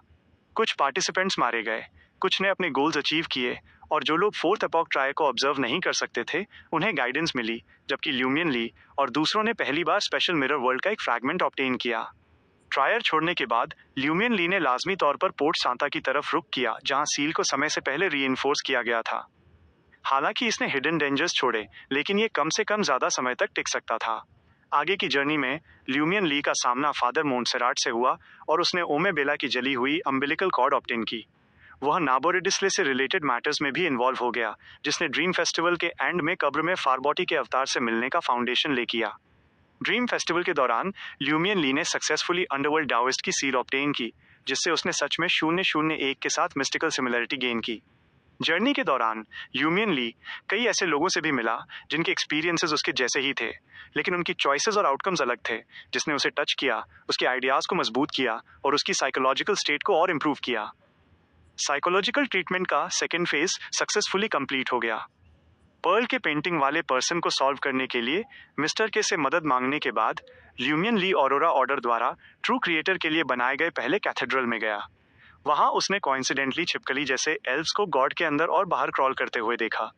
इसने उसे एक बड़ा ब्लो दिया, जिससे उसकी साइकोलॉजिकल स्टेट और खराब हो गई, लेकिन इसने उसके बदले की डिजायर और डिटर्मिनेशन को और ज्यादा स्ट्रांग और फर्म बना दिया। मोरोरा से ट्रायर वापस आने के बाद ल्यूमियन ली ने आयरन ब्लेडेड नाइट में अपने एडवांसमेंट की तैयारी शुरू कर दी। उसे जिस बात का एहसास नहीं था वो ये थी कि उसकी साइकोलॉजिकल स्टेट और इमोशनल कंडीशन एक डेमिगॉड बनने की रिक्वायरमेंट्स को पूरा नहीं कर रही थी। यहाँ तक कि टीममेट के रूप में एक सील्ड एंजल के होने के बावजूद इस बात की बड़ी प्रोबेबिलिटी थी कि वो आयरन ब्लेडेड नाइट पोशन कंज्यूम करने के बाद अपना कंट्रोल खो देगा। फॉर्चुनेटली ब्लैक टीयर की प्रेजेंस और सीलिया बेलो का समय से पहले डेमोनिस ऑफ प्लेजर बनना ल्यूमियन की टीम के अंदर इमोशनल इश्यूज को ट्रिगर कर गया। बहुत ज्यादा उलझन और दर्द के बाद ल्यूमियन ने अपने थॉट्स का सामना करने का रास्ता चुना और अपनी तरफ दूसरों के अटैशन पर रिस्पॉन्ड करने की कोशिश की। हालांकि उसका रिस्पॉन्स ट्विस्टेड था, उसने कम से कम पहला स्टेप लिया। अब वो पैसिव तरीके से एक्सेप्ट नहीं कर रहा था, बल्कि खुद को इंपॉर्टेंस की पोजीशन में रख रहा था। ये माइंडसेट चेंज उसके सब्सिक्वेंट एडवांसमेंट रिचुअल के लिए क्रूशियल था। इसके रिजल्ट के रूप में ल्यूमियन ली के इमोशंस और डिजायर्स बाहर निकल गए और उसकी इंपॉर्टेंस अब उसके खोने के डर से दबी हुई नहीं थी।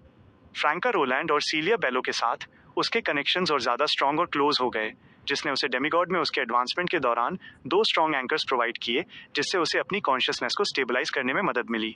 साइकोलॉजिकल ट्रीटमेंट का थर्ड और फाइनल फेज खत्म हो गया और ल्यूमियन ली अब नए ब्लोज को सहन कर सकता था। वोटेक्स रिचुअल के दौरान ल्यूमियन की टीम एक डेस्परेट सिचुएशन में गिर गई। उसके सभी टीममेट्स उसे छोड़कर कुछ ही मिनटों में ऑर्डर ऑफ ऑल एक्सटिंक्शन के हिगडॉन द्वारा मारे जाने वाले थे या ले जाए जाने वाले थे।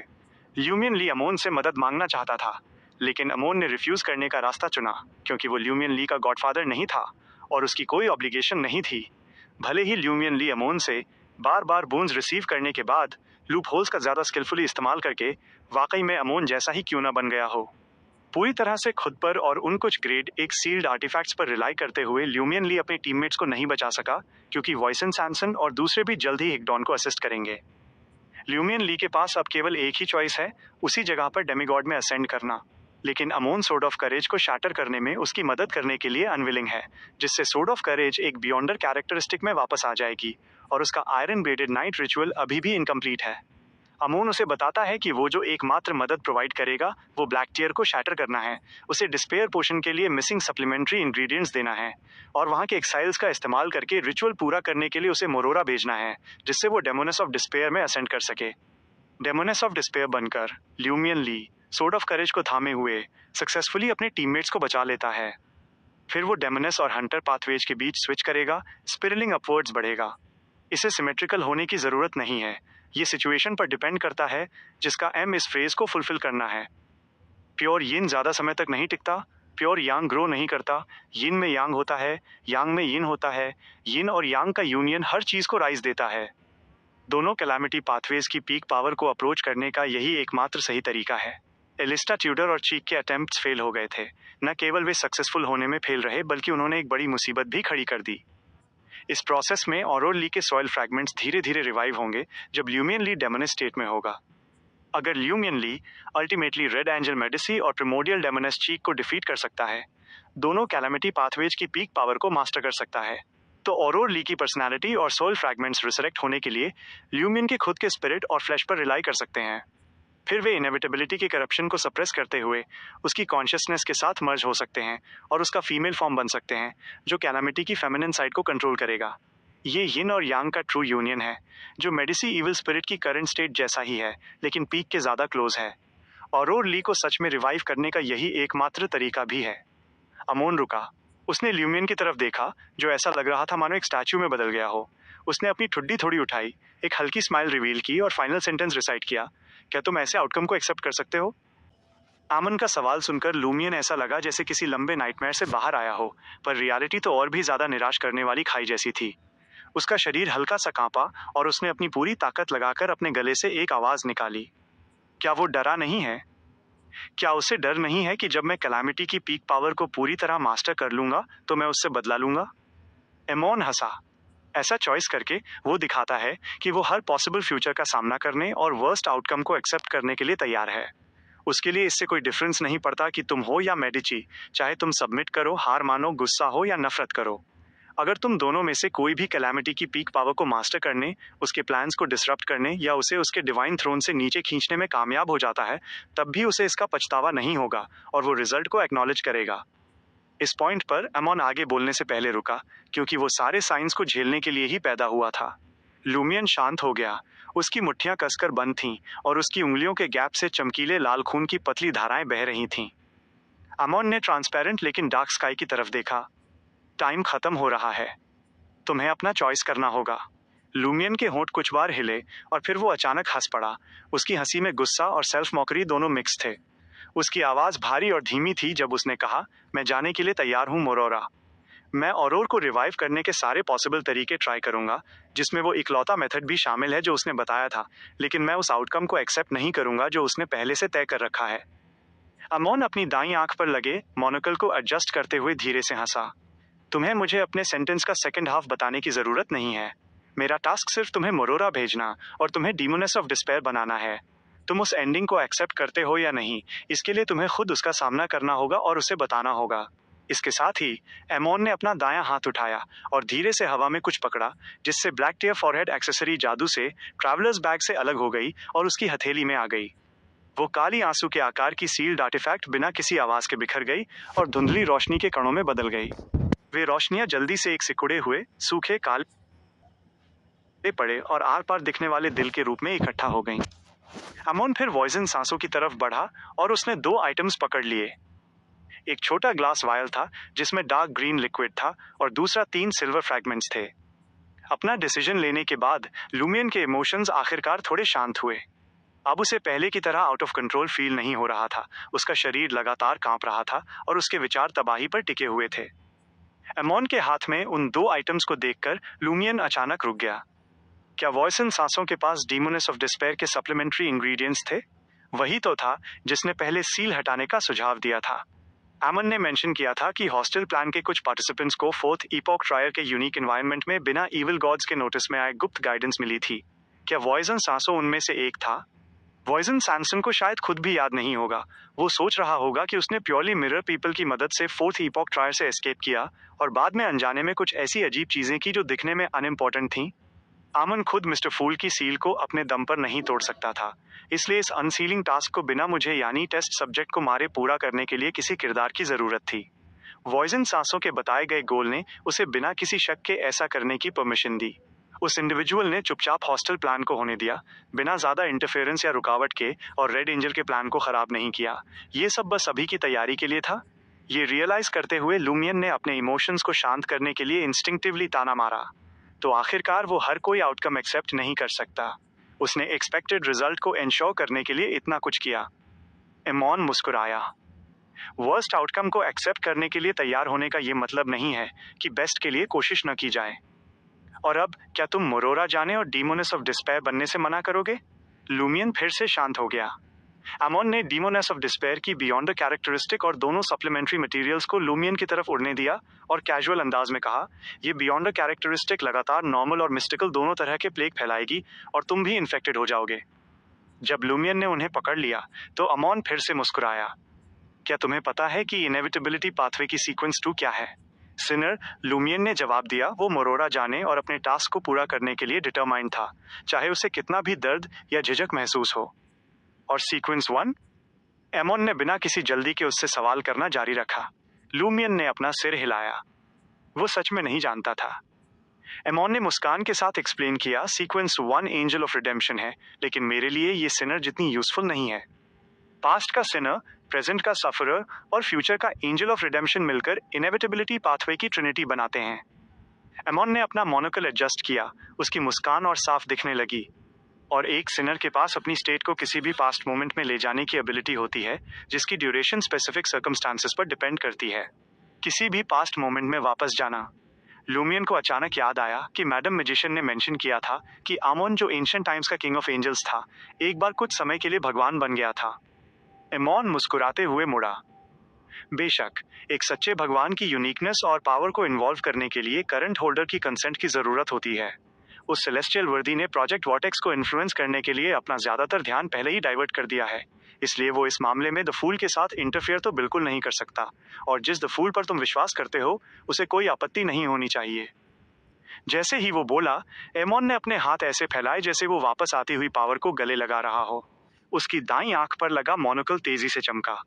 इससे पहले कि लूमियन कोई रिएक्ट कर पाता, उसने देखा कि स्पेशल मिरर वर्ल्ड में मरोरा तक पहुंचने वाले सारे ऑब्स्टिकल्स और बैरियर्स गायब हो गए, जिससे वो बिना किसी रुकावट के आराम से सिटी ऑफ एग्जाइल्स में एंटर कर सका। स्पेशल मिरर वर्ल्ड में काफी ऊपर गोल्डन क्राउन और ब्लैक ड्रेस पहनी हुई फिगर ने एमोन की तरफ सिर हिलाया। उसने लूमियन के काम में इंटरफियर करने की कोई कोशिश नहीं की। वह मिरर रोजेल थी। इस मामले में उसने दोनों तरफ दांव लगाया था, यह इंश्योर करने के लिए कि रियल रोजेल पूरी तरह से खत्म न हो जाए। चाहे रियल रोजेल अनसर्टन मिस्ट की कठपुतली बन जाए या फिर से रेजरेक्शन के मौके का इंतजार करने के लिए मर जाए, इससे उसके अस्तित्व पर कोई फर्क नहीं पड़ता और ये धीरे धीरे उसे ही मेन बॉडी बना देता। अगले ही सेकंड अमोन की फिगर लूमियन की नजरों से गायब हो गई। वो पेपर जिसे वो चुपचाप पढ़ रहा था नीचे तैरता हुआ आया। वो पूरी तरह से ब्लैंक था, एक सफेद कागज का पन्ना। एंशिएंट कासल में खून से सने ऑल्टर के सामने। मैम हर्मिट अचानक बोली, उस पेंटिंग से आने वाली आवाज कमजोर हो गई है। मैडम मैजिशियन ने ऊपर देखा। वो थोड़ी हैरान और आशंकित लग रही थी। बैरियर की सीलिंग पावर मजबूत हो गई है। डोर पाथवे का सच्चा भगवान वापस आ गया है। नहीं, ये मिस्टर फूल नहीं है, ये ज्यादा आमन जैसा लग रहा है। अपने पाथवे के सच्चे भगवान के बारे में अपनी एंजेलिक इंट्यूशन का इस्तेमाल करते हुए मैडम मैजिशियन ने जल्दी से एक जजमेंट किया। अमन फिर से डोर पाथवे का सच्चा भगवान कैसे बन सकता है? मिस जस्टिस का दिल दहल गया। क्या मिस्टर फूल या उस सेलेस्टियल वर्दी ने उसे अपनी पावर उधार दी है? अगर ये पहले वाली बात थी तो ये वॉर्टेक्स रिचुअल को डिसरप्ट करने के लिए एक बहुत अच्छी न्यूज़ होती। अगर ये बाद वाली बात थी तो ये सीरियस मैटर होता। करंट डेवलपमेंट्स के हिसाब से ये मिस्टर फूल ही होने चाहिए, मैडम मैजिशियन ने सोचते हुए कहा। इस मोमेंट पर मॉम हर्मिट ने मिस जस्टिस की रिपोर्ट मिलने के बाद अपनी आंखें थोड़ी घुमाईं। चूंकि उस मिस्टीरियस आवाज का इन्फ्लुएंस कमजोर हो गया है, इसलिए फेट की पावर भी कम हो गई होगी। अब इस पेंटिंग को तबाह करने का एक मौका होना चाहिए। जैसे ही वो बोली, मेजर आर्काना कार्ड होल्डर ने मैडम मैजिशियन की तरफ हाथ बढ़ाया और उससे आयन सिगार केस मांगा। पोर्ट सैंटा के पास के समुद्र में वो सील जो पहले इंटरनल ग्रे फॉग और एक्सटर्नल नॉइंग की वजह से कमजोर हो गई थी, तुरंत पहले जैसी मजबूत हो गई। स्कूल ऑफ डिलिशियसनेस की पिछली सारी कोशिशें बेकार चली गईं। प्रिमिटिव आइलैंड के अंदर गहराई में ब्लैक एम्परर मौजोलियम के सामने वो घनी चारों तरफ फैली सफेद धुंध अचानक कोर की तरफ सिमट गई, जैसे उसे किसी इनविजिबल फोर्स ने दबा दिया हो।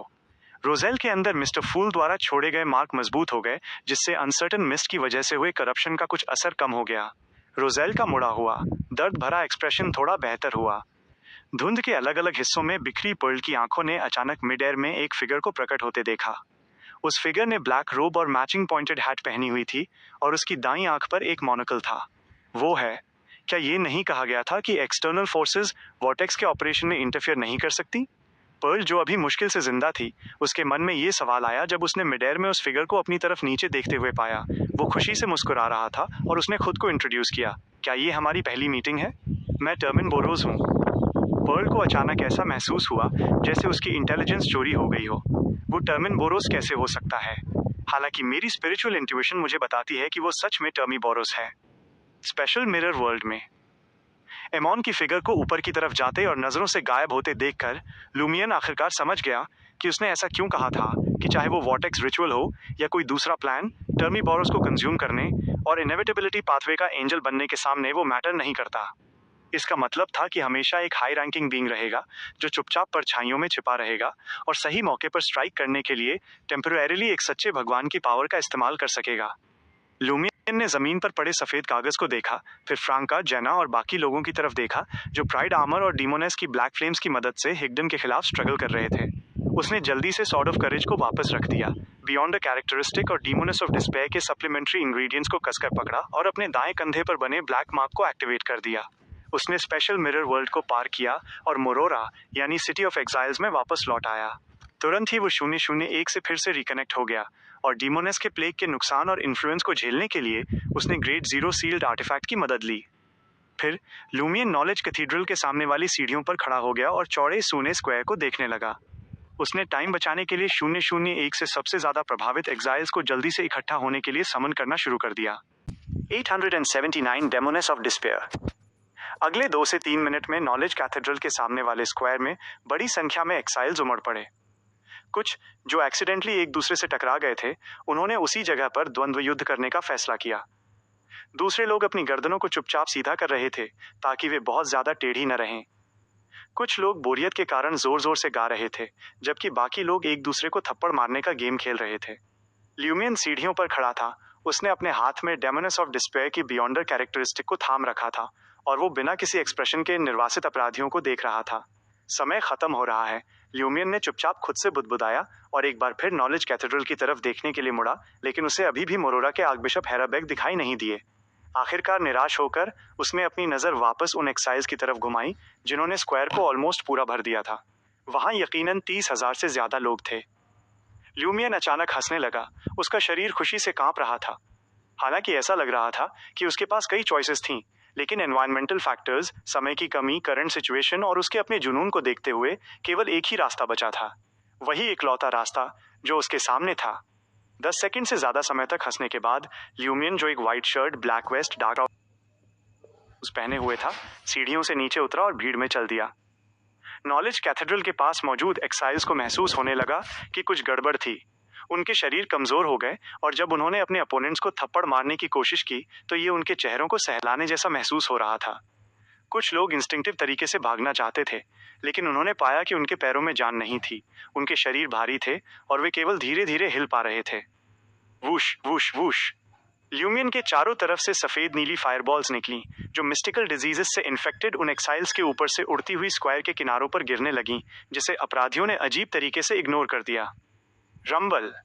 वे फायरबॉल्स एक साथ एक्सप्लोड हुई, जिसने स्क्वायर को सफेद लपटों के एक नर्क से घेर लिया।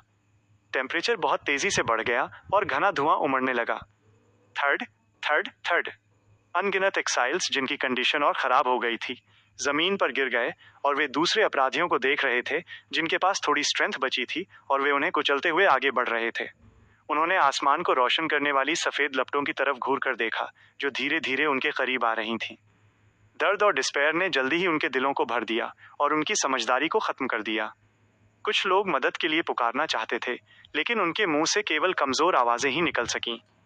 रंबल। लगातार होते एक्सप्लोजन्स के बीच ल्यूमियन स्क्वायर से बाहर निकलकर फैलती हुई आग के समंदर में और सबसे पास वाली स्ट्रीट में चला गया। रंबल। स्ट्रीट के दोनों तरफ के घर या तो सफेद नीली फायरबॉल्स के कारण ढह गए या फिर वे डायरेक्टली जल उठे, जो मशालों की तरह भयंकर लपटों के साथ ऊपर उठ रहे थे। स्क्वायर में मौजूद अपराधी एक एक करके गिर गए। वे बीमारी के सामने खुद को बेबस महसूस कर रहे थे, दर्द और डिस्पेयर को एक्सपीरियंस कर रहे थे और मौत का इंतजार कर रहे थे। ल्यूमियन ने कांच की एक बॉटल निकाली जिसमें उसने डेमोनेस ऑफ डिस्पेयर की बियॉन्डर characteristic, plague mother serpents bile, एक सिल्वर हंटर के फ्रैगमेंट्स, अलग अलग प्लेग विक्टिम्स का खून और फ्रेश मिस्लेटो को एक एक करके डाला। बबल्स ऊपर उठने लगे और वो डार्क पर्पल पोशन एक रोजी लाइट के साथ चमकने लगा। ल्यूमियन ने उस पोशन की तरफ देखा और भारी आवाज में हंसते हुए बोला, चिंता मत करो, मैं पहले से ही अपनी इनसिग्निफिकेंस को जानता हूँ।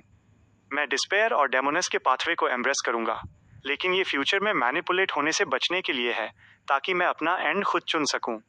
इसके साथ ही वो आगे बढ़ा। उसने बॉटल को अपने होठों तक उठाया और पीने के लिए अपना सिर पीछे झुका दिया। स्क्वायर में अभी भी खड़े एक्साइल्स को अचानक महसूस हुआ कि उनका दर्द और डिस्पेयर किसी ठोस चीज में कंडेंस हो रहा था, जो इनविजिबल थ्रेड्स में बदलकर जलती हुई स्ट्रीट की तरफ, उस फिगर की तरफ बढ़ने लगा जिसकी पीठ उनकी तरफ थी। वे आखिरकार जागे, लेकिन वे उस परपेट्रेटर से लड़ने के लिए बहुत ज्यादा बीमार थे। कुछ लोग तो पहले से ही लपटों से घिरे हुए थे और उनके शरीर जल रहे थे। उन्होंने उस फिगर को जलती हुई बिल्डिंग्स के बीच कदम दर कदम आगे बढ़ते हुए देखा, जो उस चमकीले लाल आसमान के नीचे नरक जैसी स्ट्रीट से गुजर रही थी। उसके बाल ऊपर उठ गए, जो और लंबे, ज्यादा काले और घने होते जा रहे थे। हवा में ऐसा लगा जैसे दो स्टार्स चमक उठे हों, और उस एरिया में मौजूद सफेद नीली फ्लेम्स अचानक पिच ब्लैक रंग में बदल गईं। ये ब्लैकनेस एक बाढ़ की तरह फैल गई, जिसने जल्दी ही सारी रोशनी को डुबो दिया और उस उग्र नर्क को शांत, गहरा और डार्क बना दिया।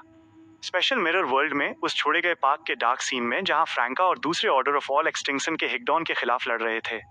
हरे पीले म्यूकस से ढका हुआ हिग्डॉन 4 हिस्सों में बंट चुका था, जिनमें से हर एक अलग टारगेट्स को ढूंढ रहा था, जबकि डेमोनिस की ब्लैक फ्लेम्स फ्रैंका और जेना के चारों तरफ चुपचाप जल रही थीं। उन ब्लैक फ्लेम्स ने बीमारी की स्पिरिचुअलिटी को जला दिया था, लेकिन वे उस डिकेइंग पावर के कारण धुंधली हो गईं और आखिरकार बुझ गईं। अगर इस बात का पता न चला होता कि हिग्डॉन की बीमारी, जिसमें कुछ स्पिरिचुअलिटी थी, उसे डेमोनिस की ब्लैक फ्लेम से जलाकर उसके फैलाव और इंटेंसिटी को धीमा किया जा सकता था, तो फ्रैंका का मानना था कि वह और जेना पहले ही अपने मिरर सब्स्टिट्यूट्स को एग्जॉस्ट कर चुकी होती और मौत का इंतजार कर रही होती। इसी बीच प्राइड आर्मर ने एक क्रूशियल रोल प्ले किया, जो हिग्डॉन की डिजीजेस से ऑलमोस्ट अनअफेक्टेड था और उस डिकेइंग पावर से कोरोड नहीं हुआ था। वो एनर्जेटिक बना रहा, और जब भी हिग्डॉन ने पीछे से हमला करने की हिम्मत की, उसने उसका पीछा किया और कभी कभी हरिकेन ऑफ लाइट को अनलीश किया। लड़ाई के दौरान फ्रैंका और जेना ने एक और प्रॉब्लम नोटिस की। वे ये नहीं बता सकती थीं कि ऐसा इसलिए था क्योंकि हिग्डॉन के पास दिमाग नहीं था, या फिर वो डेमिगॉड सिर्फ अनलकी था, लेकिन उसके सर्टेन डेथ अटैक्स अक्सर मिस हो रहे थे। दोनों डेमोनिसेस और एंथनी ने मिलकर, जिसने डिकेइंग रेंज से बाहर रहने के लिए अपनी साइकोलॉजिकल इनविजिबिलिटी का इस्तेमाल किया था, हिग्डॉन जो कि एक डेमिगॉड था, उसके सामने लगभग 9 मिनट तक टिके रहने में कामयाबी हासिल की। कभी कभी उन्हें यह भी फील होता था कि हिग्डॉन में एक ट्रू डेमिगॉड के ऑपरेसिव प्रेजेंस की कमी थी और वो एक पुअर क्वालिटी प्रोडक्ट जैसा लग रहा था। लेकिन इसके बावजूद वे एस्केप करने का कोई मौका नहीं ढूंढ पा रही थीं, और उन्होंने डिस्कवर किया कि उनके दुश्मन मल्टीप्लाई हो रहे थे। शुरुआत में 2 से अब 4 हो चुके थे, जिनमें से एक लुडविग को ढूंढने के लिए अलग हो गया था। इसके अलावा, हालांकि इंडिविजुअल हिग्डॉन फ्रैगमेंट्स एक ट्रू डेमिगॉड से ज्यादा कमजोर लग रहे थे, लेकिन हर फ्रैगमेंट में पावर का सेम लेवल मेंटेन था, जो उन्हें कलेक्टिवली भयानक बना रहा था। फ्रैंका ने गेस किया कि स्प्लिट्स की संख्या की एक लिमिट होनी चाहिए, लेकिन वो बहुत ज्यादा नहीं थी। मेरे पास 2 मिरर सब्स्टिट्यूट्स बचे हैं। जेना के पास शायद एक है। एंथनी पर कम हमले हुए हैं और वो रेंज से बाहर था।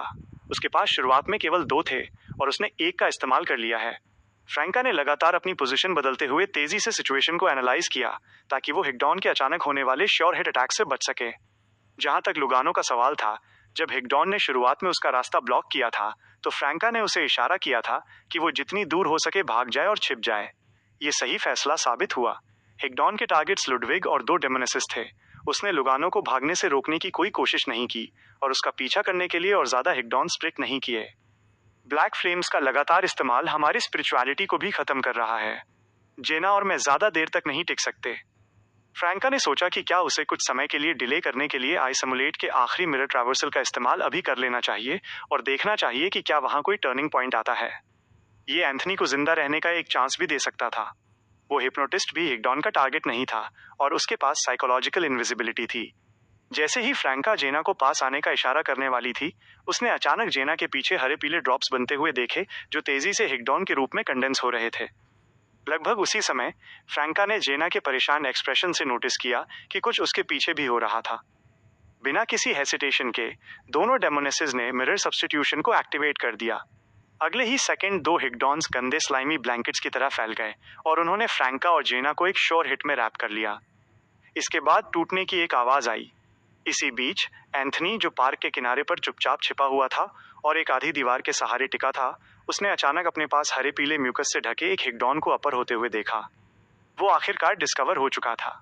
हिग्डॉन ने अपने दोनों हाथों से पुश किया और एंथनी की तरफ एक हरे काले रंग की लाइट बॉल भेजी। क्रैक! एंथनी ने अपने आखिरी मिरर सब्स्टिट्यूशन का इस्तेमाल किया और उसकी फिगर इस हिग्डॉन के पीछे दिखाई दी। ये देखकर एंथनी को एक रियलाइजेशन हुआ, एक अपॉर्चुनिटी। वो भागा नहीं, बल्कि उसने अपनी विंटर इज कमिंग रिवॉल्वर उठाई, हिग्डॉन पर एम किया और ट्रिगर दबा दिया। Certain death. धीमे हरे रंग की झलक वाली एक पीले रंग की बुलेट ने उस छोटी दूरी को पार किया और हिग्डॉन से जा टकराई। हरे पीले म्यूकस से ढका हुआ हिग्डॉन फ्रीज हो गया। उसका शरीर तेजी से छोटे ड्रॉप्स में बिखरने लगा और बिना किसी स्पिरिचुअलिटी के जमीन पर गिर गया। ये हिग्डॉन मर चुका था, लेकिन बाकी 3 हिग्डॉन्स पूरी तरह से अनअफेक्टेड रहे। इस बात को कंफर्म करने के बाद फ्रैंका और जेना को गहरा डिस्पेयर महसूस हुआ। उनका पिछला प्लान ये था कि वे दोनों डेमोनेसिस को एक चारे की तरह इस्तेमाल करेंगी, जिससे एंथनी को सर्टेन डेथ बुलेट से एक हिग्डॉन को शूट करने का चांस मिलेगा, इस उम्मीद में कि इससे सारे हिग्डॉन्स मर जाएंगे। अनएक्सपेक्टेड रूप से सर्टेन डेथ का इफेक्ट केवल उसी एक पर काम करता था जिस पर वो हिट हुआ था। कुछ ही मोमेंट्स बाद उन्होंने देखा कि प्राइड आर्मर एक सर्टेन डेथ अटैक की चपेट में आ गया था। उसकी छाती से मेटल के टुकड़े गिर रहे थे और वो शांत खड़ा था। जेना ने अपने दांत भींचे। वो रिचुअल को छोड़ने और डेमोनेस ऑफ एफ्लिक्शन के इंग्रेडिएंट्स को कंज्यूम करके जबरदस्ती एडवांस होने का दांव खेलने के लिए तैयार थी। कम से कम ये उसकी स्पिरिचुअलिटी को रिस्टोर कर देता। भले ही वो फेल हो जाती, वो एक मॉन्स्टर में बदल सकती थी, जिससे फ्रैंका को भागने का एक चांस मिल जाता। इससे पहले कि जेना अपने ट्रैवलर्स बैग तक पहुंच पाती, उस एरिया के किनारे पर एक और फिगर दिखाई दी। वो वॉइसन सैनसन था, जिसके सुनहरे बाल सफेद हो रहे थे और वो पीछा करते हुए यहाँ तक आ गया था। जेना और फ्रैंका के दिल तेजी से बैठ गए। जेना ने अब और हेसिटेट नहीं किया। इसी मोमेंट पर हिग्डॉन्स में से एक के ऊपर एक ब्लैक आयरन सोर्ड जो सफेद नीली फ्लेम से जल रही थी, अचानक आसमान से नीचे गिरी और उसने बिल्कुल सही तरीके से इस हिग्डॉन के सिर के ऊपरी हिस्से को चीर दिया। बूम! ये हिग्डॉन टुकड़ों में एक्सप्लोड हो गया और फैलती हुई सफेद नीली फ्लेम्स शांत ब्लैकनेस में बदलने लगीं, जिसने हर एक पीस को अपने अंदर समेट लिया। वे टुकड़े फिर कभी दिखाई नहीं दिए और फ्रैंका, जेना और एंथनी की आंखों के सामने तेजी से एक फिगर आ गई। 880 वॉकिंग डिस्ट्रक्शन। एक पल में वो फिगर क्लियर हो गई। वहां मौजूद हर कोई, जिसमें हिग्डॉन और वॉइसन सैनसन भी शामिल थे, दंग रह गया। उस पर्सन का चेहरा पतला था, हल्की नीली आंखें थीं जो हाईलैंड्स की साफ और ड्रीमी झीलों जैसी लग रही थीं। एक परफेक्ट शेप वाली नाक थी और होंठ न तो बहुत मोटे थे और न ही बहुत पतले।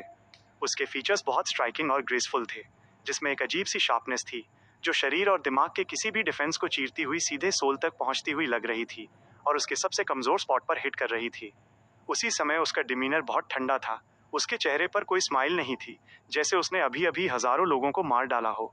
उसके लंबे सीधे काले बाल एक्सप्लोजन के बाद की हवा में धीरे धीरे तैर रहे थे। इस मोमेंट पर फ्रैंका को एक डिस्क्रिप्शन याद आया जो उसने अपने ट्रांसमिग्रेशन से पहले पढ़ा था। उसकी ब्यूटी अग्रेसिव है। जैसे ही वो सोचने लगी, फ्रैंका को एक स्ट्रॉन्ग सेंस ऑफ फैमिलियरिटी महसूस हुई। वो थोड़ी बहुत ल्यूमियन जैसी क्यों दिख रही है? नहीं, थोड़ी बहुत नहीं, बहुत ज़्यादा, जैसे ल्यूमियन का फीमेल फॉर्म हो, जिसे और सुंदर बना दिया गया हो, कुछ फोटोशॉप एडिटिंग के साथ। सही बात है, उसने अपने हाथ में सोर्ड ऑफ करेज थाम रखी है। मेरा स्पिरिचुअल इंट्यूशन मुझसे कहता है कि वो ल्यूमियन है। डेमोनेस ऑफ डिस्पेयर। ल्यूमियन वॉसन सैनसन के पीछा करने से बच निकला। उसने मोरोरा में एंटर किया और आयरन ब्लेडेड नाइट रिचुअल को परफॉर्म करने के लिए काफ़ी टीममेट्स न होने के कारण उसने डेमोनेस ऑफ डिस्पेयर में एडवांस होने के लिए वहाँ के एक्साइल्स का इस्तेमाल करने का रास्ता चुना। ये सच में रूथलेस है, कुछ ऐसा जो ल्यूमियन ही कर सकता है। नहीं, क्या उसने वे सारे ऑप्शंस चुन लिए जो मैंने उसे दिए थे? मुझे ये मानना होगा, ये मेरी इमेजिनेशन से कहीं ज़्यादा सुंदर है। ओ, ब्लैक टीयर को शैटर करने में उसकी मदद किसने की? जैसे ही फ्रैंका के दिमाग में थॉट्स चल रहे थे, जेना खुशी और हैरानी से चिल्लाई, ल्यूमियन! वो अट्रैक्टेड हिग्डॉन और वॉइसन सैनसन वापस रियलिटी में आ गए। ल्यूमियन की फिगर फिर से गायब हो गई और एक दूसरे हिग्डॉन के पीछे दिखाई दी। हरे पीले म्यूकस से ढका हुआ वो हिग्डॉन पहले से तैयार था। वो तुरंत अनगिनत ड्रॉपलेट्स में बिखर गया। हालांकि उसके चारों तरफ अचानक एक ऑलमोस्ट इम्पेरमेबल इनविजिबल वेब दिखाई दिया। उस वेब ने लगभग 30 मीटर के एरिया को कवर कर लिया, जो हिग्डॉन के हरे पीले ड्रॉपलेट्स को ट्रैप और बाइंड करते हुए तेजी से डिके हो रहा था। फीमेल फॉर्म वाले ल्यूमियन से शांत डिस्ट्रक्टिव ब्लैक फ्लेम्स निकली, जिसने उस ऑलमोस्ट डिके हो चुके वेब को जला दिया और हर एक हरे पीले फ्रैगमेंट को अपने घेरे में ले लिया, जिससे उनकी सारी स्पिरिचुअलिटी खत्म हो गई। इडियट!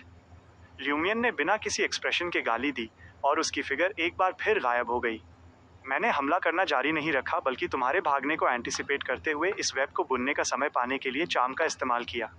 हालांकि ल्यूमियन ने टेलीपोर्टेशन और इनविजिबिलिटी का इस्तेमाल किया था, लेकिन उसके शरीर से निकलने वाली ब्लैक फ्लेम्स बुझी नहीं थी।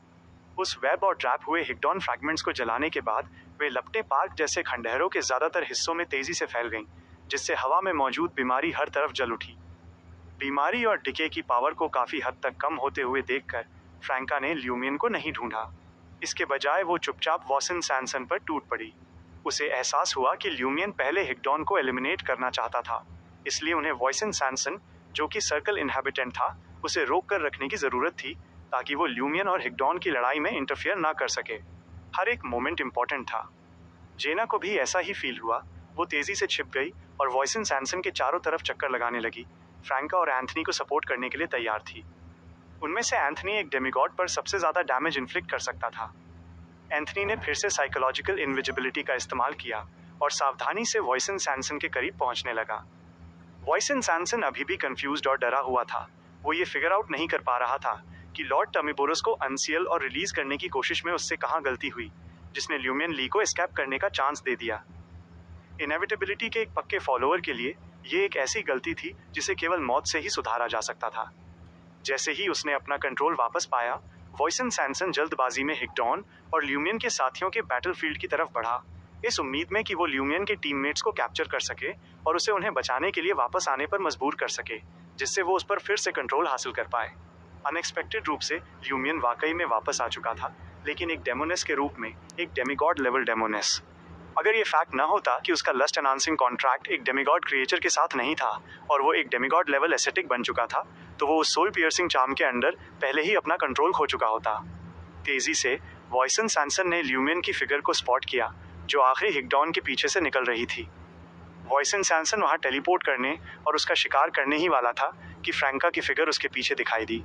फ्रैंका ने अपना बायां हाथ उठाया, जिस पर ब्लैक आयरन की नुकीली अंगूठी सजी हुई थी। उसकी आंखें बिजली की 2 लकीरों से चमक रही थीं। Psychic piercing. वॉसन सैनसन का शरीर थोड़ा कांप गया। उसकी सोल को एक छोटे से दर्द का एहसास हुआ। तुरंत ही एक सेमी ट्रांसपेरेंट फिगर जो उसी की तरह लग रही थी, उसकी पीठ से निकली और ठंडी नजरों से फ्रैंका को देखने लगी। क्रैक। फ्रैंका ने अपने आखिरी मिरर सब्स्टिट्यूशन का इस्तेमाल किया और वे फ्रैगमेंट्स बिना किसी जान के जमीन पर गिर गए। उसी समय जेना साइड में कई मीटर दूर दिखाई दी। उसने हाथ में एक ब्राउन लेदर स्क्रॉल थाम रखा था और हर्मेस भाषा में एक शब्द का जाप किया, सन। वह स्क्रॉल चमकती हुई सनलाइट में एक्सप्लोड हो गया, जिसने वॉसन सैनसन को उसकी होली और उग्र रोशनी में घेर लिया।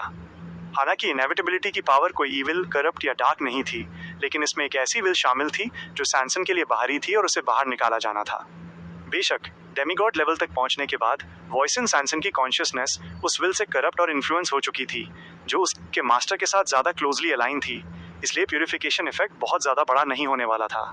हालांकि उसके कॉन्ट्रैक्टेड क्रिएचर्स में डार्क, ईविल और करप्ट टाइप शामिल थे, जिनमें से कुछ प्यूरिफिकेशन से डरते थे। इसलिए उस सनलाइट के अंडर वॉसन सैनसन अपनी आंखें बंद करने, अपना चेहरा छिपाने के लिए अपना दाहिना हाथ उठाने से खुद को नहीं रोक सका और उसके शरीर से काले धुएं की आवाज आने लगी। एक डेमिगॉड के रूप में वॉसन सैनसन ऐसे प्यूरिफिकेशन से गंभीर डैमेज से सफर नहीं करेगा और जल्द ही रिकवर हो जाएगा, लेकिन इसने एंथनी को एक चांस दे दिया। एंथनी रुका। उसने अपनी विंटर इज कमिंग रिवॉल्वर उठाई और एक सिंपल एम के बाद ट्रिगर दबा दिया। बैंग। एक डार्क येलो बुलेट वॉसन सैनसन की तरफ उड़ी। Sure hit. एंथनी को यकीन नहीं था कि वॉसन सैनसन के पास कोई सब्स्टिट्यूट एबिलिटी थी या नहीं, इसलिए उसने सर्टेन डेथ के बजाय श्योर हिट को चुना। क्लैंग। वो बुलेट वॉसन सैनसन से टकराई, जिससे एक मेटालिक आवाज आई, उसके कपड़े फट गए और उसकी स्किन और फ्लैश में दरार आ गई। उस मोमेंट पर जब वो सनलाइट से घिरा हुआ था, उसे यकीन नहीं था कि अगर वो टेलीपोर्ट होकर दूर गया तो उसका सामना किससे होगा। इसलिए वॉसन सैनसन ने खुद को मेटलाइज करने के लिए एक कॉन्ट्रैक्ट एबिलिटी को एक्टिवेट कर दिया, जिससे सनलाइट के इफेक्ट को बढ़ाए बिना उसका डिफेंस मजबूत हो गया।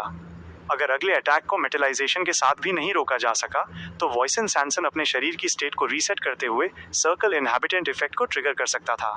फ्रैंका, जेना और एंथनी द्वारा किए गए डेस्परेट ब्लॉकेट के दौरान आखिरी हिग्डॉन ने, जैसे इसे पहले से ही भांप लिया हो, अचानक अपनी पीठ से हरे पीले म्यूकस से ढके 2 हाथ निकाले और डेमोनेस ऑफ डिस्पेयर ल्यूमियन की तरफ एक धुंधली हरी रोशनी फेंक दी। Certain death. वो रोशनी ल्यूमियन के लंबे, परफेक्ट शरीर से टकराई, लेकिन उसके आर पार निकल गई। वो फिगर लहरों की तरह डगमगाई और तेजी से बिखर गई। वो सिर्फ एक इल्यूजन था। इस मोमेंट पर काले बालों वाले कई ल्यूमियन के फिगर्स जो हवा में तैर रहे थे, हिग्डॉन के चारों तरफ दिखाई दिए। वे सभी सोर्ड ऑफ करेज को थामे हुए थे और ऑर्डर ऑफ ऑल एक्सटिंक्शन के उस सीक्वेंस 4 डेमिगॉड पर प्रहार कर रहे थे।